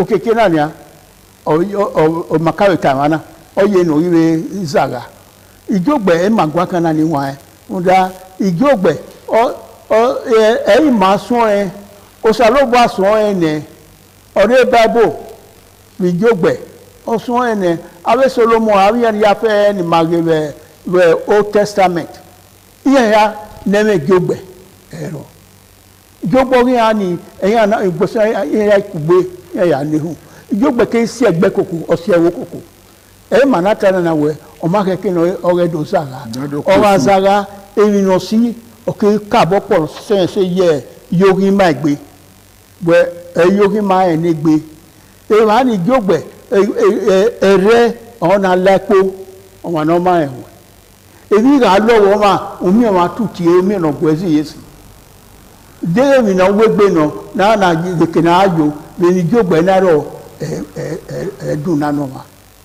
Wọ́n ṣe bàbá màmí ẹ̀mí ìjọgbẹ́ ní yóò kàn án yẹn ìjọgbẹ́ wí nù sí ẹ̀wọ́ kòkó èkìnnù náà ọmọ àgìnà èkìnnù ọ̀wẹ̀ nùwẹ̀ lálàdìyàn àwọn náà yìí kàn án wẹ̀ ọ̀gá àrẹ́bìnrin hùwà yẹn ìwí Israel gbé ìpònà gbéra èyí sẹ́ ẹ̀nẹ́ náà wúyẹ́ va ní Egypt 400 years wúyí eva we are 200 so yin agbupo yin ebe Egypt so pa ge ni han akpa yin anavulu gbolokeri yan ore yin ya ni agbare yin na wi aviori owa because yin am ekini akere no igi ogbori yan we dey left with mami edere be no wan na de ti wo ni emi yayi yana we de no garo ni ma no salogbo wa yi ebe rio we rio keke ni ma ya anyi na na me ma mu jogbe o ma fo o ma keke ni ma ti lawa mara ti lawa ma ni ya o mi yen wa yen we ti ikwaro nda eri emi opolopa ari ke egbe ni ba o ni egbe no ri zaga ijogbe na o si egbe kakabo wa koko that ewo ya garo me mi ke no be bun na me we e baba no nya wa ni ewe wuku obera yen na we gi ogbe na le gbi yen zaga kwa ona mama we be no ye na omi yen no dion ututa yo wa ni amaya nu wo pa nu ku le ma ni ke ko awo we ga we lu yen ga we pa e mu no we omi yen mi wu ni ebe bi eleni no reze ko we do take over obe alu jogbe ni e money wa omi wu ni ya te ya lu e gba den akemi ewo vanbo rari ore eye e ne ye ku e omi wu fua we o wa ni ri yen e wu na ni we ni ra be na bi efu era eye ni eri abi we ado mi we owe ra tu we gan o re e bi no de igba gie money ya fefe lu e o ke bi vanbo be la re ye akemi o ke wa ra ihian oni giogbe o ya to o ya pe aya mi we emi ke mi na wo ara zi ye aga ma o ga gba ara we mi we egbe ni na fi bo yi be na mi hu da we akugbe oguyan wa kugbe ya mi na o na mi we ize o ya vu portu oba atope ise anyway ijogbe na mu paro ijogbe no kia oni na do azuku re no wa owe yere ba ni igogbe ne pa we kino ye oro ikata si benu zamani yan ye awero awolia awedohen ezomo yani buwerio igogbe orero ne nebe jamupa ekare so no le jase gbere igogbe ni aimu epa ebi me na so se no rie uku ni obi rie uku yo rie uku ai unda osapa na gan ado bi omo ya de no ye eyin no ma negbe iyawo ya do mo igogbe ki ege ki enike ya yen la dan we igogbo imanu ai ki ya se court wo ho ya se kino ki una agbe egbe ki are me wo wori e uku igogbe we rio oro supa iso oro wa pa o wa le lepa o bi se nopa o le lepa oni movable kebe immovable igogbe supa na ya si egbe koko emi na ya si egbe koko emi na ya si oten koko emi na ya si na we no maye egbe igogbe kini wa inedo unda kege ade kege ogi so ade igogbe ke aro emi ma idehun we igogbe ne saga ima we le ma we yin ọmọ náà bá ní dòókù àpọ̀lọpọ̀lọ̀ ọba ẹwà ẹ̀ nọ̀rọ̀ ọ̀nà lámì ẹwẹ́ ìgí ògbẹ̀ ọ̀rẹ́dò ọ̀rẹ́ ayéwẹ̀ ebe nà ẹ̀gbọ́rẹ́ ọba yàdé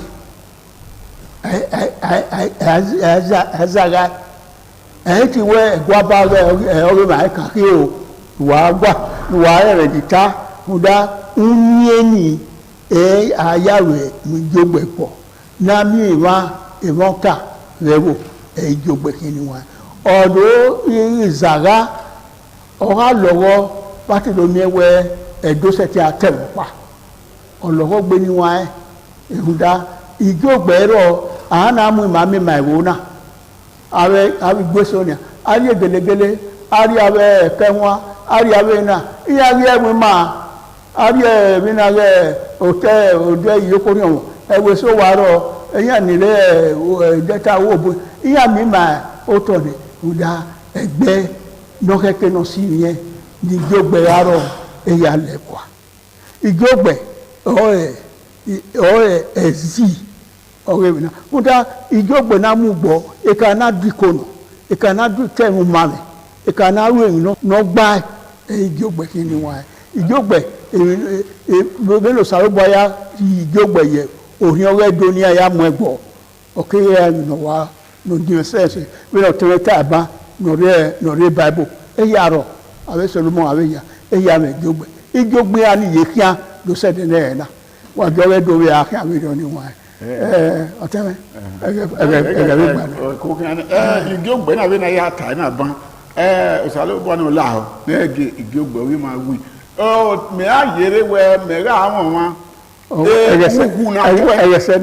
ukuna wa be tuwe ni igogbe ni iyan ni oto egboku na no te wi re ọmọ yin odo wa ana na we owe egbede eyin tuwe ana we ya le family yan igogbe yan ọmọ uzola no de magare we gbebe iri obo yan le ma datu idatu iku wa ya ri dami ho sare bo no de ba wa iko ha no pe wo sare bo afin ọmọ ni wa wa igogbe magwa kan wala owo eti ma no we mu e uga si ogbegbo no rogbe maka bopon wa ebero ni ma we gbene na ye aru igogbe ma no we tana ma we zi oge egwa gwa mo no ba no la na tieyo eyan uriore do na so ra gbe yo to ara gbon ona arebe ona mu ai ya ka be ya agbon yo to masa gbon we yo ne masi lele we yo ne na ya gbu hi ori ma na so ra gbe yo to oni ma yin omo no bai na ti ko yo na ze ma yo emani ase ki gbebe e boy agbon e do ya gbon o ayi na mi we eri yo ọmọ adefua we na mana we yo o te si pe yi senode eri edo wa bun nere wi eri edo wa bun nere wi wa gari gbon yo to no me ile lowo e oyi ọba atope ise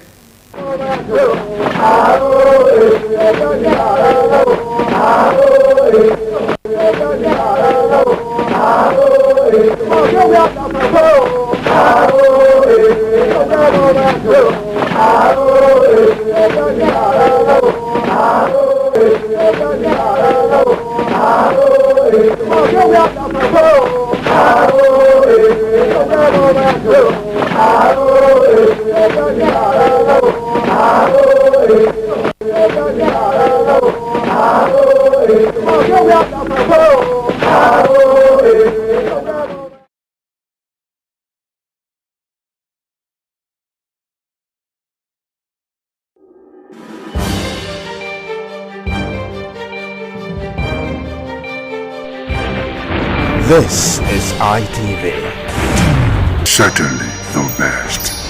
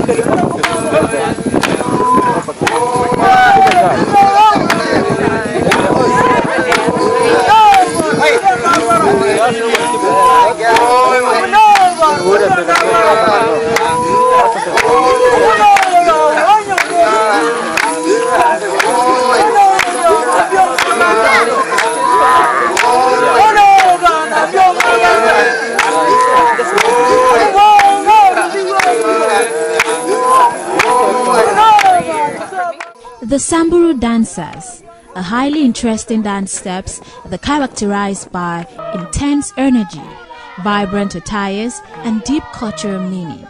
Samburu dancers are people from Nilotic alongside the Nile River of the north central of Kenya. Traditionally, they are semi-nomadic pastoralists who primarily herd cattle but also keep sheep, goats, and camels.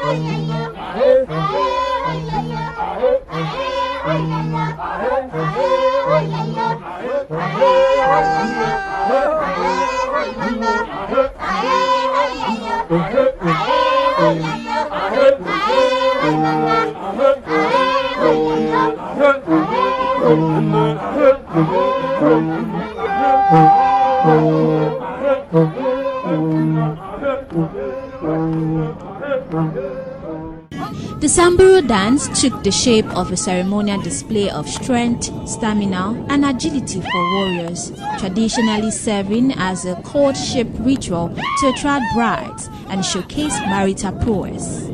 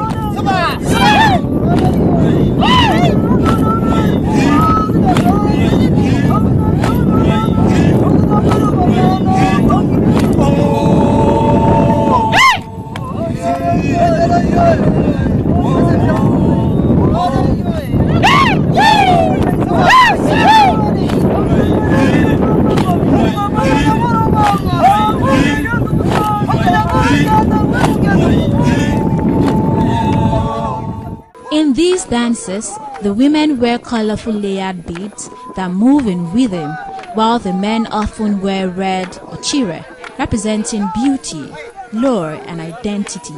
The dances are performed without instrument, but relying on powerful vocal chant and rhythmic, synchronized movement.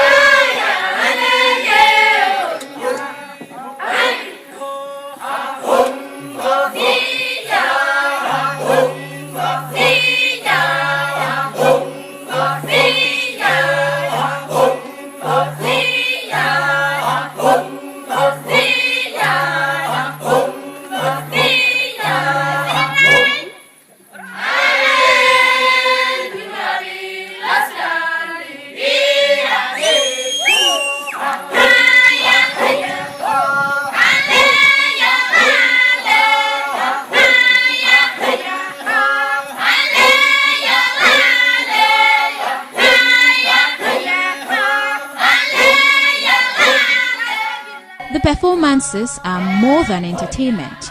They are a vital part of life, used to celebrate, specialize, and connect with traditions.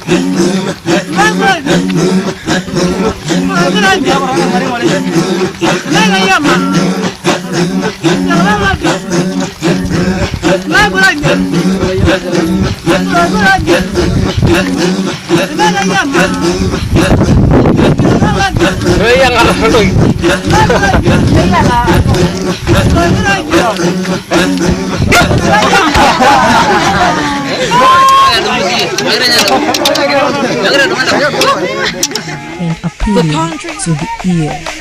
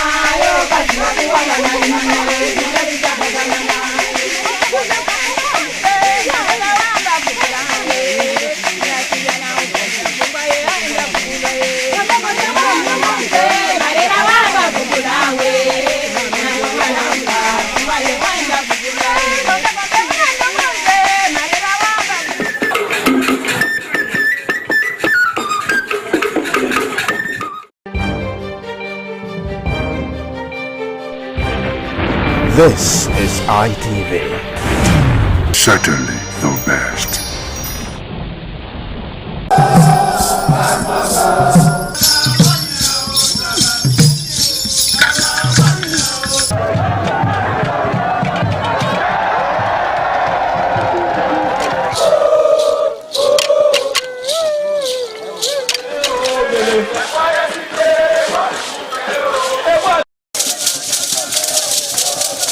In the evening of the initiation day, all the newly initiated Edion danced to the residents of the Odion Way and also visited some homes of the various senior elders, where Chief Elder Ogbede Onwonse was very conspicuous, especially at the country home of Sir Chief Dr. Gabriel Osaro Igbenedion with his family on the night of the initiation.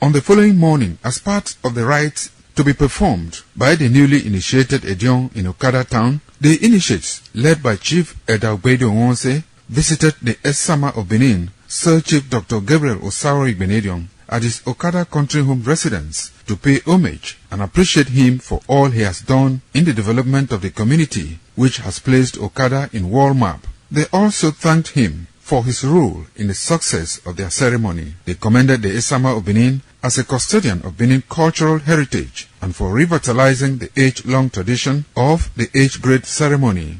No.